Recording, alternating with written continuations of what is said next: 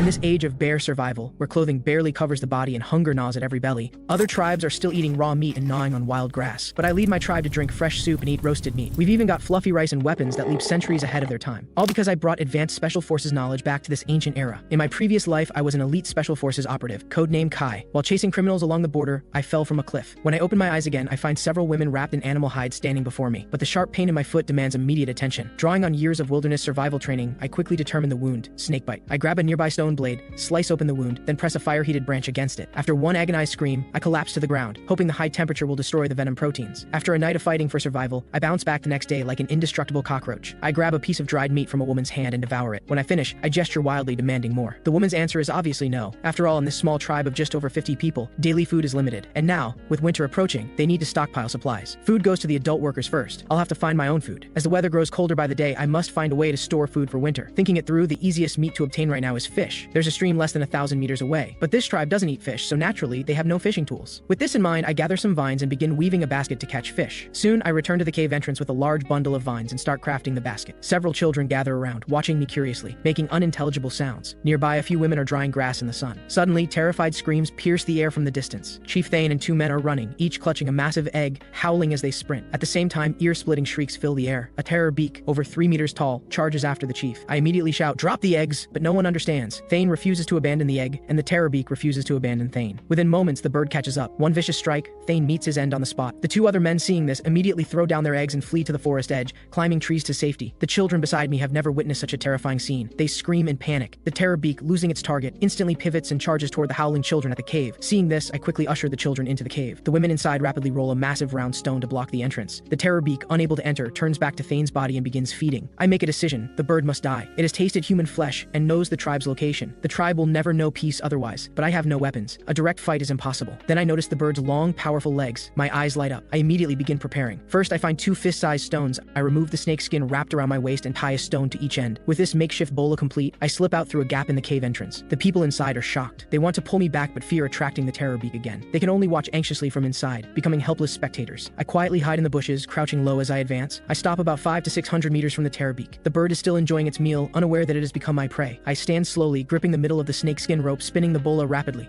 The 2 stones whirl outward, the centrifugal force snapping the rope taut. The terror beak senses the movement. It raises its head, screams, and charges straight at me. It gets closer and closer. The women and children at the cave entrance scream in terror, but I remain perfectly still, steady as a rock. When the terror beak reaches 30 meters, I hurl the bola. The spinning weapon flies through the air. The moment it contacts the bird's long legs, it wraps tight. The terror beak, already within 10 meters, loses balance and crashes down. Its small wings flap uselessly. It cannot stand. The cave dwellers stand frozen, mouths hanging open in disbelief. I immediately call 2 children to hold down the bird's neck. I hoist a large stone and smash it down hard. Blood sprays from the terror beak's head. Its body stops struggling violently, then goes completely still. The 2 children stare at me with awe in their eyes. I untie the snake skin from the bird's legs, wrap it around my waist again, and signal the 2 boys to help me drag the terror beak back to the cave. The boys are now completely obedient, looking like devoted followers. Together, the 3 of us pull the massive bird by its legs toward the cave. Seeing 3 people bringing back such an enormous kill, the cave dwellers can no longer stay inside. They howl excitedly, push aside the boulder, and rush out to help. In the distance, the 2 adult men who had climbed the trees now descend. They witness the entire hunt. I took down a terror beak alone. They're deeply impressed. This is the first time their tribe has ever captured prey this large. Back at the cave, I tell the women to save the feathers for me. They can handle the rest. With the danger past, I continue weaving my basket. After about an hour, 2 woven baskets are complete. I fill them with some terror beak innards and head toward the stream. A woman, seeing me heading to the stream alone, follows. She believes I'm capable and wants to keep an eye on me. The 2 boys who just pledged their loyalty to me see me carrying another strange contraption and immediately chase after me. The group of 4 quickly reaches the stream. I stand on the bank, carefully observing. What I see makes my heart race. In just a few minutes, I witness several cases of big fish eating small fish. This stream has carnivorous fish, but I have to admit, the ecosystem here is pristine. The water is so clear I can see straight to the bottom, and fish are everywhere. I choose a good spot, grip the grass rope attached to the basket, and lower it into the water. The scent of meat spreads rapidly. Fish within 20 meters become agitated, swimming quickly toward the basket, diving inside to fight over the innards. I yank the basket out of the water. Aside from those that escaped, 4 large fish remain inside, and the fish in the stream haven't fled. They're swarming below, still fighting over the scraps. It feels like feeding koi in a park. The 2 children and the adult woman are amazed. By putting that strange thing in the water and pulling it up, they can catch these legless creatures, but they still don't understand why. I dump the 4 fish on the ground, carefully clean them, cut off a piece of sashimi and eat it. Watching me devour the raw fish, they immediately understand this is food. They mimic me, cutting a piece and putting it in their mouths. The woman's eyes light up instantly. She realizes this is a new food source. She chatters excitedly, gesturing for me to teach her how to catch fish. But I don't let her do this work. Instead, I assign her and 1 child to clean the fish, while another child uses grass to string the cleaned fish on a stick to carry back to the tribe. I continue catching fish. Now all the fish are gathering together. I simply crouch on the bank and scoop with the basket. Each scoop brings a good haul. The 4 of us work all out afternoon. By the end, we've caught over 200 fish, the largest weighing about 10 pounds. 3 people can't carry them all back, so we send one child to fetch more helpers. Finally, the group carries and hauls our catch in a grand procession back toward the cave. By now, the gathering and hunting parties have all returned. Without proper tools, the adults only manage to catch small game, rabbits, wild chickens, and the like. Then the children arrive carrying fish, howling proudly, showing off their catch to the adults. The adults had been feeling down about the chief's death, but when they see my haul, they instantly cheer up. Thane's tragedy is quickly forgotten. After sorting today's harvest, all tribe members gather outside the cave. In the clearing before the entrance, they've piled a large stack of wood. Thane's body rests on top. An old man with 2 ram horns on his head lights the pyre. The roaring flames quickly consume the chief's body. Firelight dances across every face. The children smell roasting meat and swallow their saliva. They feel no sadness. The adults, now with a new food source, remain calm. I take this opportunity to observe the tribe. The tribe currently has 52 members, 8 adult men, 15 adult women, and the rest are children of various ages. The old man who lit the fire is the tribe's elder. Because he's the oldest, everyone considers him the wisest person in the tribe. Though now, he might need to settle for second place. I'm replacing him in everyone's hearts. There's also a man with 6 fingers who prefers using a wooden club. Likely due to inbreeding, he seems somewhat simple-minded. Next to 6 is a man wearing a feather necklace. He appears clever and, like 6, prefers a wooden club. Behind Feather is Stone, who wears a bone necklace and uses stones as weapons. Standing some distance away is a 15-year-old youth with only 1 ear and 4 scars across his left cheek. His weapon is a spear made from a straight leg bone. Next to Scar is 17-year-old Fang. His father was chief 2 generations ago. His weapons are 2-foot-long, saber-toothed tiger fangs. Then there's Ox, the tallest in the tribe, powerfully built. His weapon is simple and brutal, just a leg bone. Finally, there's Flint, who walks with a cane. He now follows the gathering group, handling pathfinding and watch duty. He loves sharpening stone tools. They say his greatest dream is to grind out a stone plate before he dies. Overall, among all the men, Scar, Fang, and Ox represent the tribe's top fighting power. After burning the chief, darkness has fallen. Led by Elder Horn, everyone enters the cave to divide the food. Since no one has eaten fish before, today they make an exception. I distribute the food. I take a pre-roasted fish and demonstrate how to eat it and pick out the bones. Everyone mimics me, eating with relish. Perhaps because it's the first time they've eaten their fill, everyone grows happier as they eat. They even start dancing while eating. The scene suddenly gives me a sense of home. I silently vow to lead the tribe to a better life. After everyone finishes eating, Elder Horn takes a charred stick and records my fishing scene on the cave wall. Meanwhile, I teach the women to weave baskets. I add 2 grass ropes, converting them into backpacks. From now on, they won't need to carry fruit and animal hides, greatly improving gathering efficiency. The women love them immediately, taking turns trying them on, reluctant to put them down. Finally, they agree to gather more vines tomorrow to make their own. To show their gratitude, they select 2 deer hides from the gathering team and place them in my hands. From this moment, I become the first child in the tribe to wear animal hide. But I'm not stingy. I keep 1 hide and give the other to the mothers of the 2- and 3-year-old children for making clothes for their kids. Children have weak immune systems, and in primitive society with no medical care, a simple cold or fever can be fatal. So this 1 deer hide is worth a life. I believe if I ever need their help, they won't turn their backs on me. The next morning, I wake early. After a simple set of military exercises, I feel thirsty, but looking at the stone basin where everyone drinks together, I can't bring myself to drink from it. It's time to make some vessels for holding water. Soon, tribe members emerge from the cave chattering, but today they don't rush out to hunt. Elder Horn gathers all the men at the clearing by the cave entrance. It seems they're selecting a new chief. I realize only by becoming chief can I command everyone, so I join the selection. The selection method is simple and brutal. 2 men fight without weapons. The strongest becomes the next chief. Soon Scar and Ox emerge victorious. Watching them fight, I shake my head helplessly. There's no technique at all, just a contest of brute strength. Soon comes the match between Scar and Ox. At 6'3", Ox stands like an iron tower. Scar feels at a loss for how to approach, but he doesn't back down. Instead, he screams and launches the first attack. But the moment he reaches Ox, Ox's massive hands grab both his shoulders. Before Scar can react, Ox hurls him several meters away. He crashes to the ground with a thud and can't get up for some time. Ox beats his chest excitedly. The tribe members shout in excitement, showing their approval of this new chief. Then I walk up to him in just a few steps. There's still me. Ox sees me, a kid, daring to challenge him. He beats his chest and roars, but I don't back down. I stand before Ox in a fighting stance. Ox looks down at me, barely reaching his chest, with eyes full of confidence and contempt. The watching children cheer for me, howling encouragement. I don't hesitate. I rush at Ox, plant my left foot on Ox's slightly bent thigh, and leap up. My right knee drives hard into Ox's jaw. Before anyone can react, Ox falls straight down, rolling on the ground, groaning. The tribe members are instantly stunned. Ox is the tribe's strongest warrior. Even if he lost, he shouldn't have been defeated in 1 move. And by me, an underage child no less. Elder Horn suddenly becomes very excited. A feeling, baseless but powerful, rises in his heart. The entire tribe might grow stronger and stronger because of this child before he can make any announcement. The tribe members have already lifted me high, tossing me in the air to celebrate the birth of their new chief. In just 2 days, I've brought too many miracles to the tribe. This result is what everyone hoped for. Ox has recovered by now. He's clearly still not convinced. Amid the crowd's shocked cries, he charges at me again. Seeing this, I immediately flip down. When Ox reaches me, I grab 2 of his fingers and yank them forward forcefully. Then, with a sidestep,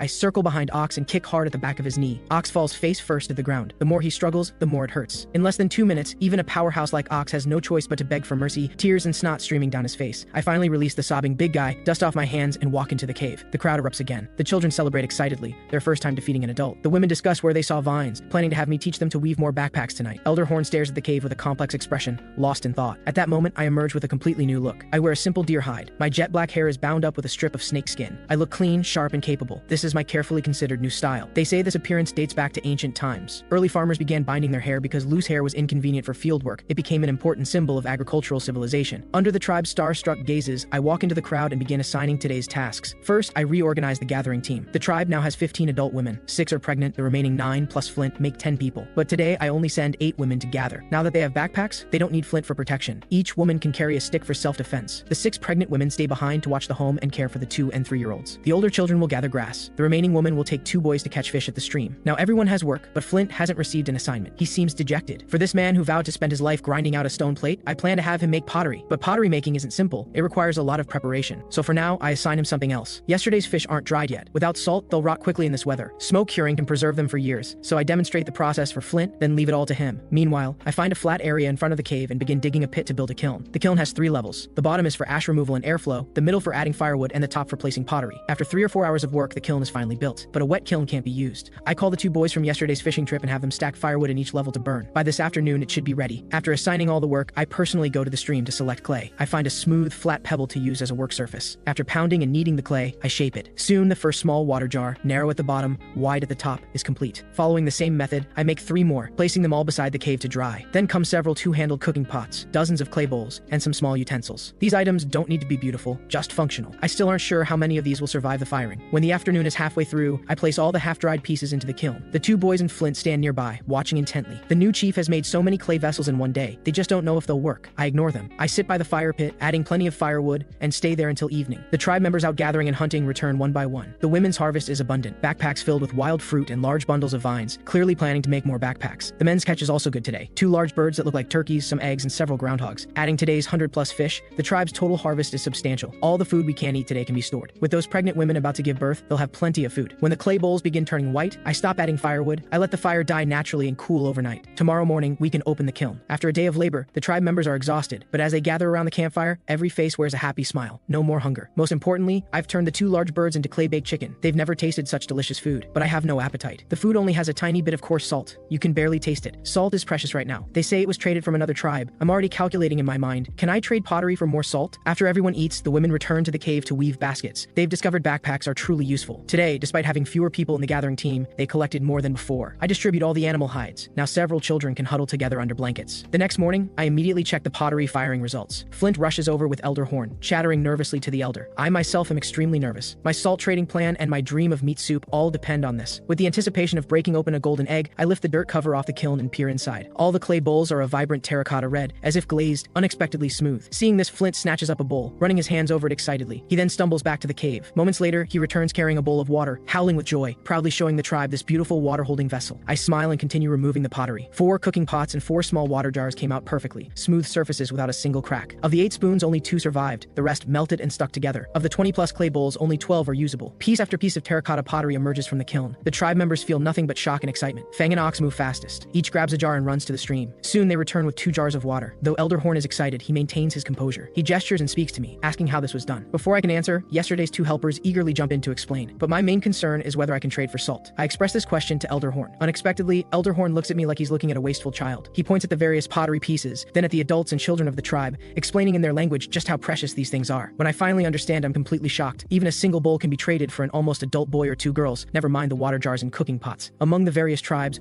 water-holding vessels are extremely rare. Spending a lifetime grinding out a stone plate is normal. To obtain more vessels, some tribes will trade people without hesitation. They think having too many people is useless and just consumes more food. But I believe more people can obtain more food and increase the tribe's fighting strength. New members bring fresh blood to the tribe. With this in mind, I immediately assign a trading mission. Elder Horn and all 7 members of the hunting party will set out, using 1 water jar, 1 cooking pot, and 3 clay bowls to trade for people and salt. Trade the water jar for 2 adult women. Trade the cooking pot for 2 almost adult boys. Trade all 3 clay bowls for precious salt crystals collected from mountain rocks. If there's no salt, trade the bowls for girls. After giving instructions, the group immediately departs. I continue assigning tasks to the other tribe members. The trade is with a tribe to the west. Over a mountain and across a valley, the group quickly reaches their destination. This tribe is slightly larger than Riverstone tribe, with about 80 to 90 people. The 2 tribes have traded with each other before. Seeing Elder Horn's group arrive with goods to trade, Chief Baldcap of the other tribe immediately comes out to greet them. After a brief conversation, Elder Horn pulls a clay bowl from his backpack and hands it to him. Trade this for salt. Baldcap's eyes light up immediately. This clay bowl is smooth inside and out, and much lighter than his tribe's stone basin. He immediately has 2 tribe members fetch a small bag of white crystals and hand it to Elder Horn. but Elderhorn glances at the bag and shakes his head. We need more. And this time, we also want to trade for 2 adult women. He has Ox take out the water jar. Baldcap is stunned. This stone basin is huge. It can store so much more water. But the next moment he hesitates. Trading 2 women for 1 such large stone basin is definitely a good deal, but right now it's autumn, the season for collecting food. 1 fewer person means less harvest. But in the end, he agrees with a smile. 1 fewer person means less consumption, right? This is a steal. Soon 2 thin women are brought over. They're adult sisters. The older sister is holding a 4-year-old naked little boy. The boy's eyes are closed, motionless, clearly sick. We'll trade these 2 people for your big stone basin. That little boy will throw in for free. Baldcap waves dismissively, seeming to hurry the 2 women along. Elderhorn looks at the 2 weak women but says nothing. He has Stone pull out the cooking pot and remaining clay bowls from his backpack. If you want it, you can trade boys. Chief Baldcap just got the large jar. Now seeing the smaller one, he likes it but waves his hand, indicating he won't trade. Seeing this, Elderhorn can only follow my morning instructions, demonstrate on the spot. He uses the clay pot to cook a pot of meat soup. Soon, rich meaty aroma wafts from the pot. The other tribe's members immediately start drooling. Meat can be eaten this way. Chief Baldcap eagerly takes the clay bowl from Elderhorn's hands. It's filled with several chunks of stewed meat and soup. Baldcap hesitantly takes a sip and is instantly stunned. My goodness, it's so delicious. The savory soup has a beautiful layer of oil floating on top. That tender, juicy stewed meat. 1 bite and his whole body feels amazing. Just a few kids? Trade. Must trade. Now Baldcap is finally generous. He readily hands over the people and has his underlings bring out a large bag of salt crystals, filling Ox's entire backpack. Seeing this, Elderhorn nods with satisfaction. The group then sets off on the return journey. They came with 7 people. With the 9 people they acquired, they return with 16. This haul is better than a full day of hunting. The group hurries along and finally returns to Riverstone Tribe near evening. But the moment these newly acquired people reach the clearing at the cave entrance, they're all stunned. At the cave entrance sit 4 water jars, 4 pots, and a large stack of bowls that Flint made today. Flint is staring at the pottery with a silly grin. This is the happiest day of his life. On another part of the clearing, several hundred large fish hang drying. The women nearby are all smiling happily. This is all meat. Now they can catch meat too. The newly traded adults and children are especially shocked. A single stone basin can trade for 2 adults, yet this tribe has so many, and those hanging meats should all be edible. Coming to this tribe seems pretty good. Elderhorn brings the people to report to me. 8 naked people, plus 1 naked child. I squint as I walk past each of them. They're all skin and bones, clearly second-rate goods, but no matter. The tribe has plenty of meat, 1 winter, and they'll all fill out. I finally stop in front of the woman holding the child. The child is motionless, face flushed red. I touch the child's forehead. It's burning like a small furnace. I quickly pull the woman into the cave. First, I find an animal hide to wrap the mother and child, having them sit by the fire pit to warm up. Meanwhile, I pace anxiously. There are no medicines. How can I reduce the fever? Suddenly, my eyes light up. Right, scraping therapy can reduce fever. With this thought, I immediately start preparing. First, I put a pot of clear fish soup on the fire pit. Then I look for a bone suitable for scraping. The Terrorbeak's beak was half a meter long. Smashing off a small piece will be enough. The woman holding the child doesn't know what I'm doing. Earlier, I touched her child and have been frowning ever since. She worries I might abandon her child. Thinking this, tears start flowing. Just then, I walk up to her with a piece of beak fragment. Give me the child. I can help save him. The woman doesn't understand the words, but she can sense that I treat her better than the previous chief. Trembling, she hands the child over. I use the bone fragment to scrape red marks across the child's body. The sleeping child's face wrinkles in pain, whimpers escaping his mouth. Before long, I return the child, now covered in red scrape marks, to her. I then ladle a bowl of fish soup and spoon feed it to her child. The child must have been starving for days. He swallows immediately upon tasting it. I breathe a sigh of relief. If he can eat, there's still hope. As long as he can sweat out the fever in a while, this little life will be saved. The woman finally relaxes. Though she doesn't know what I was doing, it clearly wasn't meant to harm her child. As she relaxes, her stomach, empty for 2 days, starts gurgling. She stares at the fish soup, swallowing. I immediately ladle a bowl of fish soup with a large piece of fish and hand it to her. Then I take the child from her arms, wrap him tightly in animal hide, and hold him. Right now, my mind is troubled. A simple fever can be a death sentence. The eating problem is temporarily solved, but what about clothing? To accumulate as many hides as possible, I need to hunt large animals. But current weapons simply can't do it. In future hunts, I must go along to find materials for better weapons. At the very least, I need to set up some traps. I silently vow, before winter arrives, everyone will have clothing. After everyone finishes eating, the little boy wakes up, drenched in sweat. I hand him back to the woman. I personally bind the boy's hair into a top knot and give him a name, Sprout. The woman is overjoyed. The new tribe's chief not only saved her child, but personally gave him the same hairstyle as everyone else. This means I've accepted them.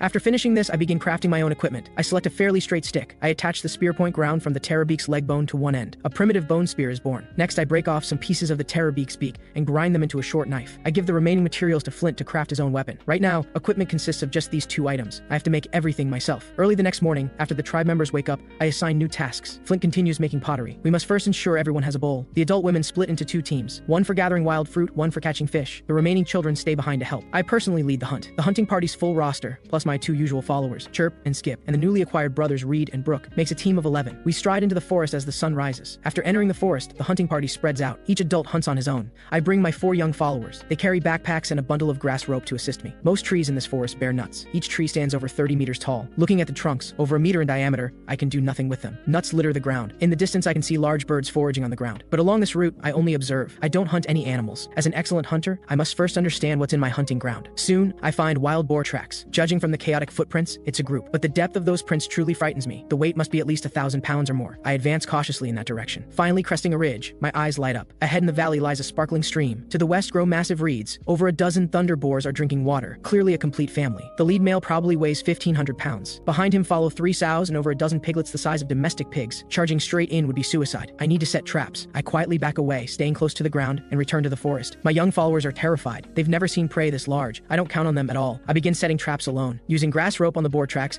I make several figure-6 snares, tying the other end directly to large trees. Once a hoof steps in, the snare auto-tightens. The more it struggles, the tighter it gets. For safety, I have the boys climb trees. Now I just need to make the boar herd turn back. I quietly circle to the other side of the stream. I cover myself in mud, hold up 2 branches, and suddenly leap out from behind the bushes, screaming at the top of my lungs. The boar herd has never seen such a creature. They immediately bolt toward the forest. I chase from behind, shouting as I run. Soon, agonized squeals echo from ahead. When I reach the trap area, I see the lead male and an adult sow lying on the ground. The grass rope won't hold much longer. I carefully approach with my bone spear. Timing it perfectly, I thrust hard into its open mouth. The sharp bone spear pierces straight through the back of its neck. Blood sprays out like it's free. Within moments, the 1,500-pound beast finally collapses, its body twitching occasionally. I finally breathe a long sigh of relief. But soon, a problem presents itself. How can 5 children get this massive boar back? Looking at the struggling sow nearby, my eyes suddenly light up. First, I secure the sow to a tree with grass rope, then tie its mouth shut to prevent biting. Next, I tie 2 ropes to the sow's 2 front legs. Finally, I tie the male boar's rope to the sow's body. Once everything is done, I lead the way by pulling the sow's snout. Chirp and Skip each hold one of the sow's front legs, walking on either side. Reed and Brooke carry sticks at the rear for security. We trek through the dense forest until finally, in the distance, we spot the tribe's cave. A young tribe member clearing brush outside is the first to spot us. He howls, alerting the tribe. Soon, everyone swarms out to meet us, but no one dares get close. They've never seen prey this large. I call Flint over and have him prepare a water jar and salt. When Flint brings the jar, I dig a pit in the ground and place the jar inside, with the rim barely above ground level. Then everyone pins the sow beside the jar. I plunge my knife into its neck. The blood sprays out without wasting a drop, all flowing into the jar. Soon it's filled to the brim. I pour in a bowl of salt water and stir it evenly. Before long, it will become delicious blood pudding for tonight's soup. The thunder boar hide can be processed to make boots or bags. These 2 boars should yield plenty. Under the hide lies a white layer of lard, 4 fingers thick. I'll render it over the fire soon. Everything else, except the lungs which will be used for fishing bait, is edible. Even the larger bones are stripped out. They can be ground into weapons. The entire afternoon passes.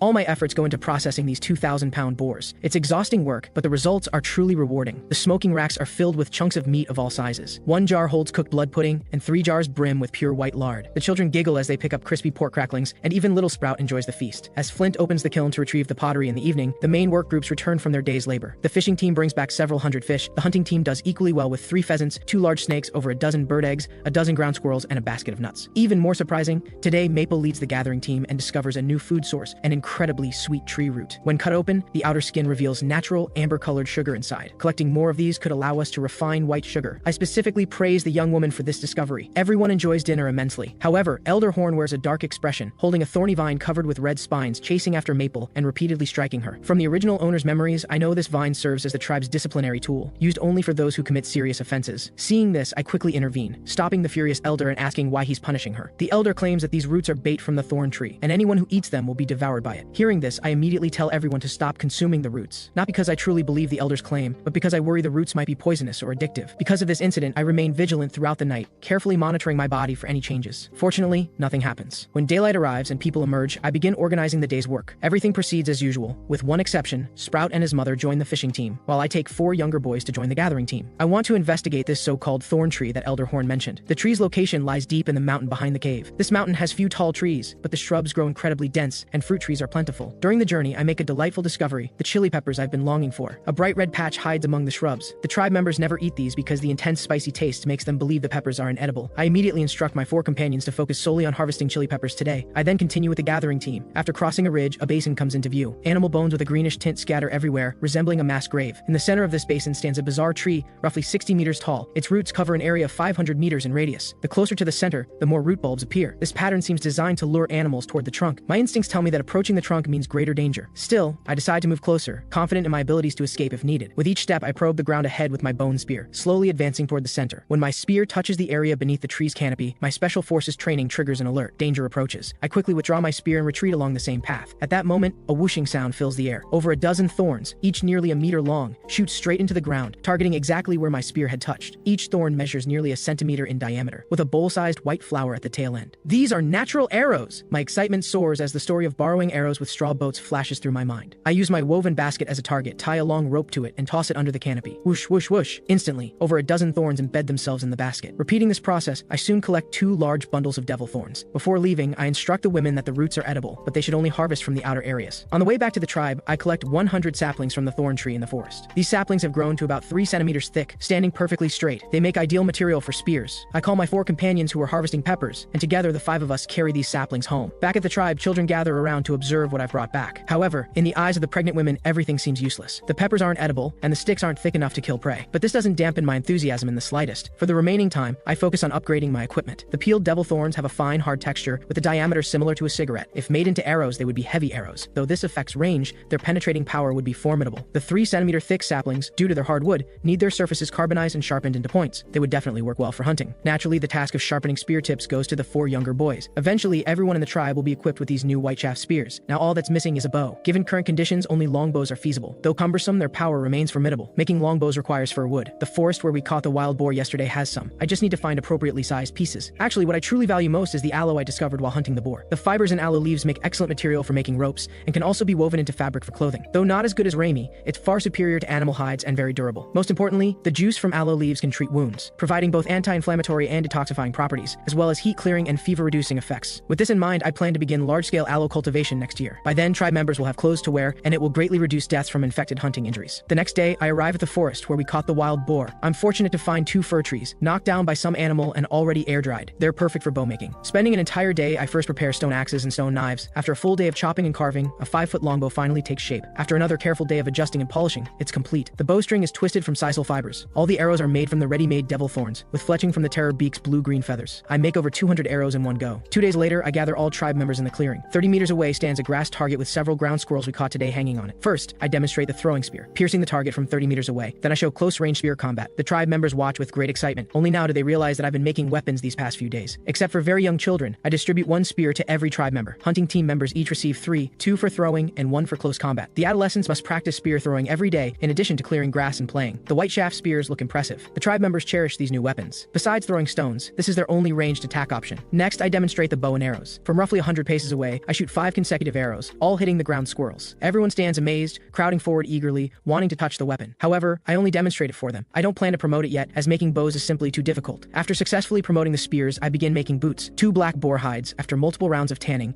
have become extremely strong and flexible. To ensure everyone gets a pair, only my boots are made entirely from boar hide. All other tribe members have boots with boar hide soles and uppers sewn from various small animal furs. I make sprouts boots myself. The boot shafts reach up to the knees, filled with soft, furry animal hair inside, making them exceptionally warm. The little one shows them off to everyone daily after putting them on. After all my work, the tribe's limited supply of small hide pieces has been completely used up. The weather grows colder, and the need for animal hides becomes urgent. Now that we have enough pottery, I assign Flint a new task, making bricks. Once we have enough bricks, we can build a larger kiln, or even use them to build walls and houses. The grass clearing task I assigned to the young companions is nearly complete. The entire area outside the cave, spanning dozens of acres, has been cleared. Whether for building houses or farming, the land is ready. We just lack suitable seeds for now. We can only plant some chili peppers. Sisal is a perennial plant. I plan to plant it on the back mountain and harvest it once a year. Having arranged these long-term tasks, I prepare to travel farther to search for large herbivores. I've already prepared all necessary equipment for the journey, weapons, food, and supplies. After briefing the tribe members, I shoulder my woven basket and set off. Elderhorn's face shows deep concern about my journey. He has never seen anyone survive spending a night outside the cave. Herbivores typically inhabit grasslands. First, I must exit this endless forest. After walking an entire morning, the trees grow shorter. This pleases me. It's a sign I'm about to leave the forest. The morning's journey leaves me parched. I approach a river, wanting to drink. Just as I kneel down and take out my clay bowl to scoop water, the calm river surface suddenly erupts. A massive creature emerges. A gaping maw full of serrated teeth lunges at me. I quickly turn my back. The water beast bites down on my woven basket. Its mouth becomes stuck on the basket. It can't spit it out or bite through it. It can only thrash its head violently from side to side. I get dragged into the water, swinging left and right. In this critical moment, I struggle to pull out the bird beak dagger from my boot and cut one strap of the basket. This allows me to turn around with great effort. With one hand, I desperately grip the remaining strap. With the other, I grip the dagger and stab repeatedly at the water beast's head. The beast thrashes even more violently, lifting me high out of the water, then slamming me down hard, dragging me through the water in a wild rampage. I flip myself onto the beast's head and drive the blade savagely into both its eyes. Blood mixed with brain matter gushes from the eye sockets, clouding a large area of water. Gradually, the beast's struggles weaken, finally reducing to mere twitching. I swim exhaustedly to the opposite shore. After resting briefly, the water beast dies completely, floating belly up on the river's surface with my woven basket still firmly lodged in its mouth. I find a sturdy vine, thread it through the beast's eye sockets, and with tremendous effort, drag it ashore. Only then do I have time to examine this creature carefully. It turns out to be just a fish, measuring about 5 meters in length. After resting, I pick up my stone axe and begin knocking out the fish's plate-like teeth, the triangular teeth, each as large as a child's palm, number over over 50. After removing them all, I retrieve my basket. Checking the contents, fortunately the firekeeper didn't get wet. Some other items suffered minor damage but remain usable. Just as I consider making a fire to dry my clothes, footsteps suddenly sound from the forest. Turning my head, I see a pale-skinned woman with a young girl, both staring at me in terror. Immediately, they both scream and run away, leaving behind something round on the ground. I walk over to investigate. It's a wooden bucket, made by hollowing out a solid log section. By the looks of it, those two women must have come to fetch water. Now they've dropped the bucket and fled. They'll probably return with others soon. Sure enough, before long, the woman who came for water returns with several of her tribe members. They wear white animal hide robes, their skin so pale it looks powdered.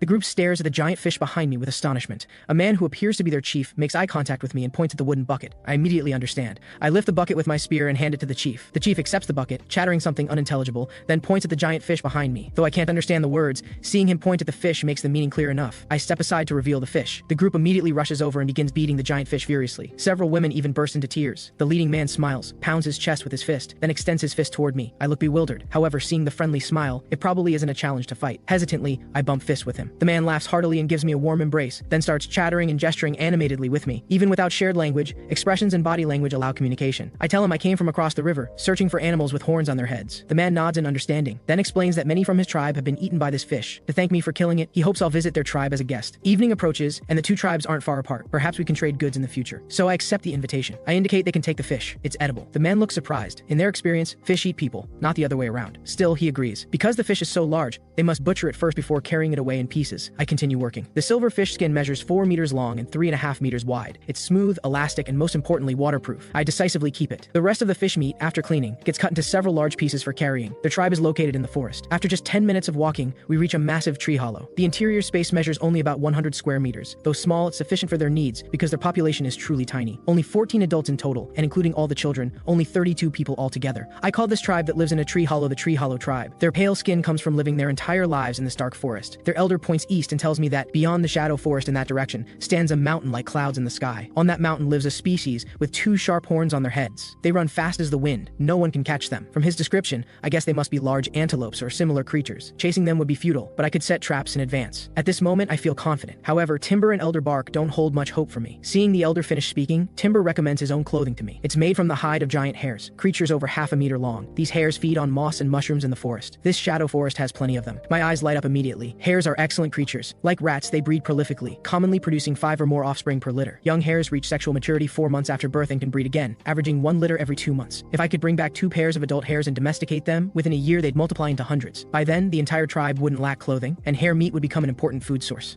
After dinner, Timber says he's taking tribe members hunting and asks if I want to join. I feel momentarily surprised. However, since hares are nocturnal animals, nighttime hunting makes perfect sense, so I agree. Arriving at the destination, I don't participate. I quietly hide to the side, watching how they catch hares. Timber leads his people in collecting mushrooms, placing them beneath an iron oak tree. The group then conceals themselves nearby. Before long, a plump hare hops over, alertly surveying its surroundings. Seeing nothing amiss, it slowly approaches the mushrooms. At that moment, Timber and his group rush out. Using branches with dense twigs, they quickly immobilize the hare, then finish it off with a wooden spike. This is encirclement hunting, and they catch it alive. I instantly want to trade with them. How wonderful it would be if they could help me catch hares. We move to another location and set up mushrooms again. This time, I decide to show my skills. I take out the longbow and pull out an arrow. Timber stares, bewildered, not knowing what this thing is. Just then, another hare cautiously appears. Still over 10 meters from the mushrooms, Timber quickly tugs at me, signaling me to prepare to rush forward together. I ignore him. Instead, I draw the bow, knock the arrow, and whoosh! With one shot, the arrow pierces straight through the hare's neck. Timber stares at my bow in complete bewilderment. I smile, hand the longbow to him, give him an arrow, and teach him hand over hand how to draw the bow. He shoots another arrow at the hare on the ground. Whoosh! The arrow embeds itself halfway into the ground. The Tree Hollow tribe members gasp in amazement, fascinated by this miraculous weapon. Seeing Timber hold the bow lovingly, reluctant to let go, I give him a feathered arrow as a symbol of our friendship. The rest of the hunt becomes my solo performance. In half a night, I shoot over a dozen hares. This number exceeds their wildest imagination. Usually catching 3 or 4 in a day is considered excellent. This also makes the Tree Hollow tribe secretly wonder about the strength of my tribe. Upon returning following my request, the hare hides from this hunt go to me, while the meat goes to the Tree Hollow tribe. Naturally, they have no objections. If I stay here a while longer, I can definitely collect enough hides for my tribe. I've achieved my goal for this expedition, but I want to travel farther and explore this world more thoroughly. Moreover, I'm very interested in the animals Elder Bark mentioned. Perhaps capturing a few alive to pull carts wouldn't be bad. The next day at dawn, I replenish my food and fire supplies and bid farewell to Timber. I also ask him to help catch some live hares, feeding them grass and mushrooms daily. When I return, I'll trade other game for them. Timber doesn't want me to leave. After all, with me here, they'd survive this winter much better. But he knows I have more important matters to attend to. Bidding farewell to the Tree Hollow tribe, I walk along, cutting branches and inserting them in the ground as markers. After 2 full days of travel, I finally exit the dark forest. The view suddenly opens up before me. An expansive grassland stretches ahead, with only scattered trees visible. Animal tracks from herbivores appear on the ground. I take out my bow and arrows and carefully scout ahead. Soon, the scene before me makes me laugh with joy. joy. A herd of blue antelopes, roughly the size of domestic donkeys, peacefully graze with their heads lowered. These could work perfectly as draft animals. I instantly decide to capture them alive. However, these blue antelopes clearly aren't to be trifled with. Just looking at the sharp horns on their heads makes it clear, if I rashly approach and all doesn't charge at once, the entire tribe would be wiped out. After careful observation, I notice this is the animal's mating season. Among this herd of blue antelopes, only one adult male exists. The others include 8 females and 8 juveniles. Realizing this, I immediately form a plan. Using the same method I used against the terrorbeak, I'll first control the male, and the others will naturally follow. I carefully retreat to a safe distance and begin making a bola. Soon I return with the bola, quietly hiding behind a shrub waiting for the right moment. I quickly find a good opportunity. The male antelope mounts a female, singing joyfully. I rapidly swing the bola. Like a propeller, it flies toward the mating pair, instantly entangling the hind legs of both blue antelopes. Both animals shudder violently and collapse to the ground with a thud, crying out continuously. Next, I swing a rope loop, cowboy style, and throw it swiftly, landing it perfectly around the hooves of 2 nearby female antelopes. The blue antelope herd instantly panics and scatters in all directions. Before long, several blue antelopes become tightly tangled together, crying out and struggling. The remaining 2 females, seeing the situation, flee with 8 juveniles. I watch helplessly as 10 antelopes escape, unable to do anything. I can only tie up the legs of the remaining blue antelopes with rope. Completely taming wild animals is very difficult. For aggressive species like blue antelopes, their pride must first be broken. So I use my stone axe to smash off their prized horns, then use heated charcoal to cauterize the stumps, preventing regrowth. An antelope that was violently struggling becomes as docile as a quail. Finally, I find rope, tie the male antelope at the front as the leader, and link all the others in a chain. By the time I finish, the sky has nearly darkened. I lead them to a small stream and stew dried hare meat for dinner. To the northeast of the stream rises a colorful stone mountain. Under the setting sun's glow, it reflects brilliant multicolored light. Judging by the colors alone, I determine this is a banded mineral vein where multiple minerals coexist. This discovery thrills me immensely. I want to investigate, but the sky has completely darkened. I can only suppress my impulse for now. The next day, just as dawn breaks, a commotion wakes me. The scene before me nearly makes me jump for joy. In the grove where I tied the blue antelopes, the 2 females that escaped yesterday have returned with 8 juveniles. Somehow they've even brought along another adult male. I quietly hide in the bushes and repeat my strategy. After another series of maneuvers, my antelope team grows from 7 to 18. By now, daylight has fully arrived. In high spirits, I ride the male antelope toward Rainbow Ridge. This place truly overflows with treasures. After careful observation, I discover this is actually a rich copper mine. The other colors represent associated minerals in the copper ore. With these ores, making bronze tools becomes far less distant. The associated minerals also have uses. The orange mineral is realgar, which can serve as medicine. Applied externally, it treats snake and insect bites. Taken internally, it eliminates parasites. The white substance is kaolin clay, useful for making crucibles for smelting iron. The large red mounds are termite nests, but the weathered soil inside makes excellent pottery material. Conveniently, Rainbow Ridge is only 3 days' walk from my tribe. Using blue antelopes to pull carts could make the journey even faster. I just need to build a bridge first upon returning. Having planned for the future, I take time to appreciate the surrounding scenery.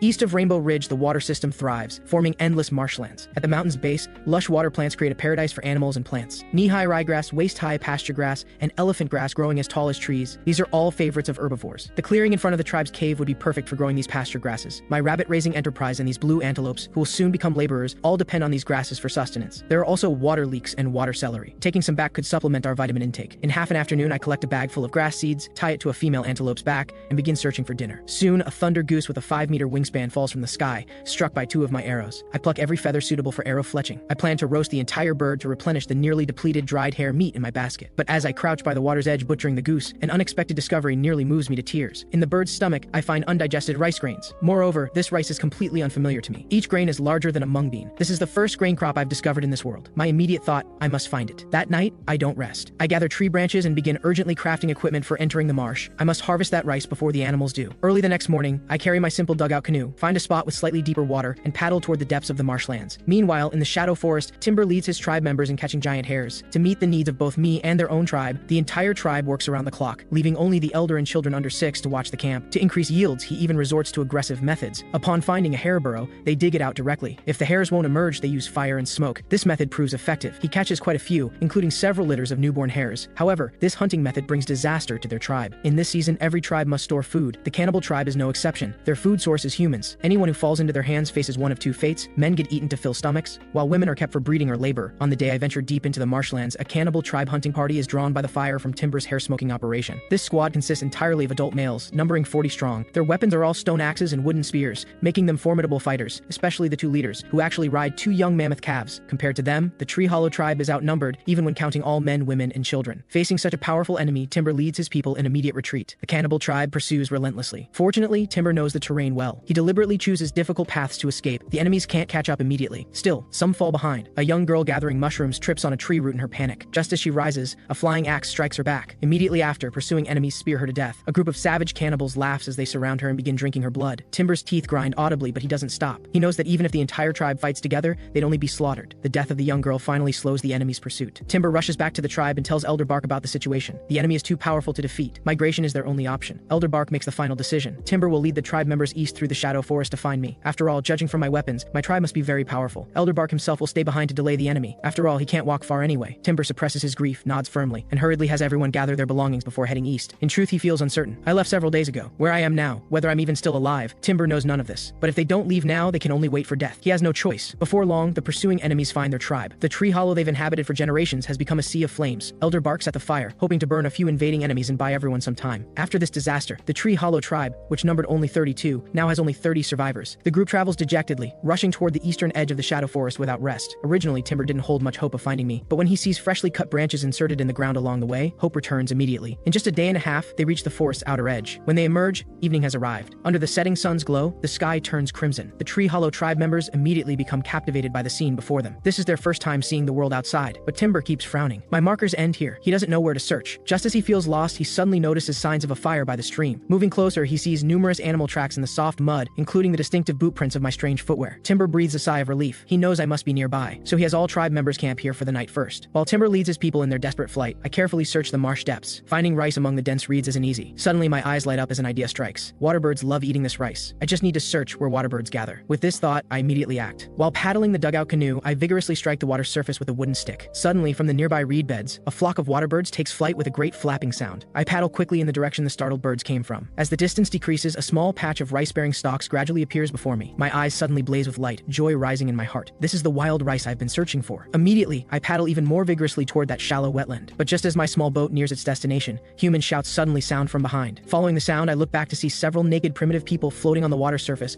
clutching driftwood logs, waving at me and continuously calling out. Their expressions show urgency. These people belong to the marsh tribe living in this wetland. This tribe's population numbers only about 50%. At this moment, they're gathering their winter food supply, water chestnuts, suddenly seeing a fellow human sitting in a mysterious object floating on water, slowly drifting toward what their elder calls the forbidden death zone. Out of goodwill, the marsh tribe gathering team leader, Willow, frantically shouts at me, hoping I won't continue in that direction. Unfortunately, I can't understand their language. I just stare at them, bewildered. Seeing I show no response, Willow immediately swims toward me. While I'm still confused, Willow has already reached my boat's side. She points at the reed bed where much rice grows, shouting continuously. Her expression shows both anxiety and fear. Seeing the woman means no harm, I relax. However, judging by her expression, she seems to be warning me of danger there. I gesture, mimicking a wild beast's movements, make an animal sound, then point at the reed bed. Willow shakes her head. She points at me, then at that patch of ground. Then she places her hand on the water surface and makes a slow sinking motion, indicating I'll sink if I go there. I understand Willow's meaning and feel relieved. I appreciate her kind warning. However, I've made thorough preparations. There's no reason to give up now, so I paddle forward, heading resolutely toward the reed bed. Willow immediately shouts frantically at me again, but she doesn't swim any closer. The next moment, she stands utterly amazed. I tie two board-like objects to the bottom of my feet, then hold a large square wicker shield as big as a person. Just like that, I step calmly onto the forbidden death zone without sinking. Everyone who witnesses this scene gasps in amazement. They've never seen anyone walk on the death zone without sinking. But I, who appear relaxed, am not as comfortable as they imagine. Beneath the reeds lies pure mud. My mud walkers sink into it. Each step requires tremendous effort to lift my feet. With tremendous effort, I finally reach that small patch of rice. These rice plants each stand about 2 meters tall. Each stalk bears plump, golden rice ears. Taking out the hide sack I prepared earlier, I begin stripping frantically, not stopping until I've stripped every rice plant bare. Only then do I stop. Bringing 2 full bags of wild rice back to the small boat, I happily prepare to paddle home and begin my agricultural era. But unexpectedly, just after paddling a short distance, marsh tribe members surround me. The group sees the 2 heavy bags on my raft, yet it still floats on the water surface. Their eyes immediately light up. So this floating thing can not only carry people, but also cargo. Several clever individuals immediately imagine themselves paddling this small boat to gather water chestnuts. I look at the people before me and feel somewhat annoyed. However, seeing they apparently mean no harm, I don't get angry. Willow notices my barely suppressed anger and quickly gestures while asking if I can teach them how to make this thing. Looking around at the circle of people soaking in the water, their skins somewhat swollen, and remembering they kindly warned me earlier, I readily agree. I gesture for them to gather everyone's driftwood logs together in a row. I also collect some reeds to use as grass rope and bind all the driftwood together. Then I have Willow climb on. Sure enough, after Willow climbs aboard, the log raft still steadily supports her on the water surface. Willow immediately becomes excited and quickly calls tribe members to try it together. Unfortunately, this log raft can only seat 2 people. Adding a third would probably capsize it. Those who can't get on the raft feel somewhat envious of Willow sitting on it. However, Willow is exceptionally happy because she knows this method is simple to make, and these materials are readily available in their tribe. Thinking of this, Willow looks at me gratefully and warmly invites me to visit the marsh tribe as a guest, but I don't accept. Outside the marshland, a herd of blue antelope still awaits me. Willow doesn't insist. She casually hands me a giant water chestnut the size of an egg as a token, agreeing that if I encounter difficulties in the future, I can bring this water chestnut to the marsh tribe for help. I accept the water chestnut with a smile. Without rest, I bring the 2 bags of rice seeds back to the grassland at the foot of Rainbow Ridge. During this day's emergency harvest, I obtain approximately 60 pounds of grain, but I can't bear to eat a single kernel. I just want to rush these treasures home and plant them during next year's spring plowing. However, since I'm going to farm,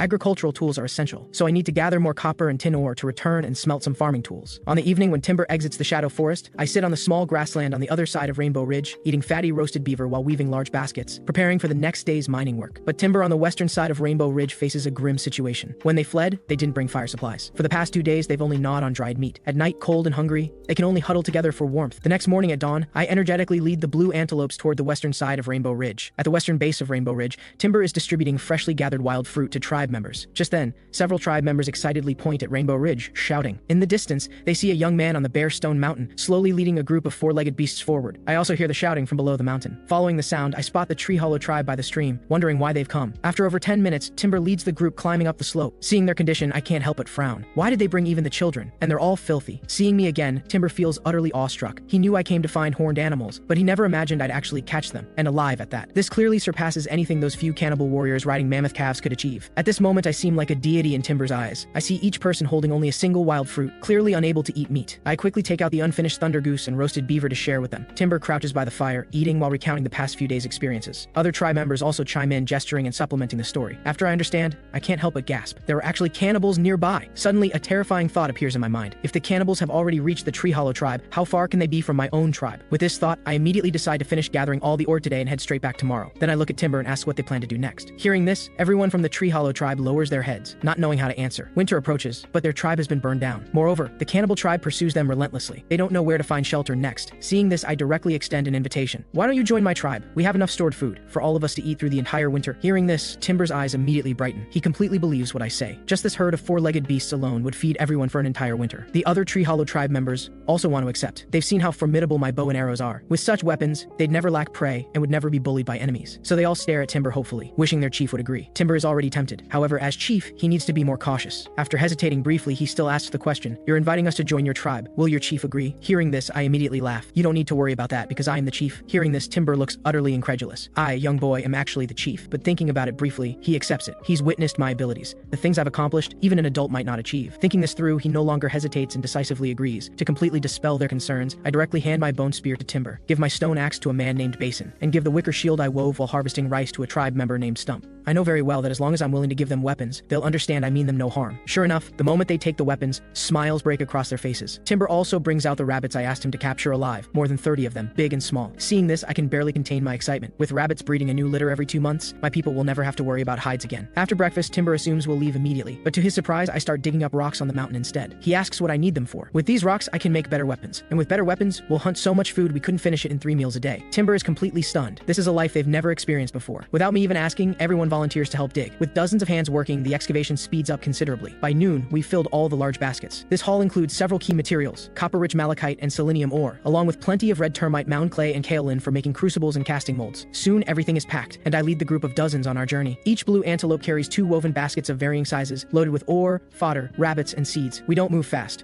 As we walk, I teach Timber and his people how to use the weapons I've given them. By nightfall, we find a wide clearing and stop for dinner and rest. The first half of the night passes quietly, with only the crackling of campfires breaking the silence. But in the second half, as I lie on the ground, I suddenly feel vibrations. Something massive is moving. I instantly recall Timber's mention of those long-nosed beasts. I immediately wake everyone, kicking and pulling them up, and order all fires extinguished. 2 shrill yet juvenile trumpeting calls pierce the air. 2 enormous silhouettes suddenly appear in the distant firelight. Then I see dozens of figures holding torches and weapons, necklaces made of human bones hanging from their necks. The leader on elephant back waves his hand, and the whole group charges toward us with savage intent. My past life's combat experience keeps me strangely calm. I quickly issue orders. Porter is to lead the group north on a detour to escape, while Timber, Basin, and Stump stay with me as rear guard. Though we're only 4, I quickly devise tactics based on both sides' equipment. The enemy has 2 men leading on young mammoths. They're neither fast nor agile. Their weapons are mostly stone axes and bone spears, throwable weapons with a range of maybe 50 to 60 meters at best. But my bow has an effective range of 100 meters against unarmored targets. As long as we maintain distance, I'm confident I can take them all down before they ever get in throwing range. Timber watches the enemy charge on mammoth back, growing nervous. The hand gripping his spear trembles slightly, but seeing me remain so calm beside him, he grits his teeth and forces himself steady. I count down the distance in my mind. 200 meters, 100 150, 100. I draw and release. Whoosh! The lead attacker drops instantly, my arrow punching clean through his chest. Seeing the wooden-tipped shaft protruding from their comrade's back, the surrounding enemies freeze for a moment. But in that moment of hesitation, whoosh, whoosh,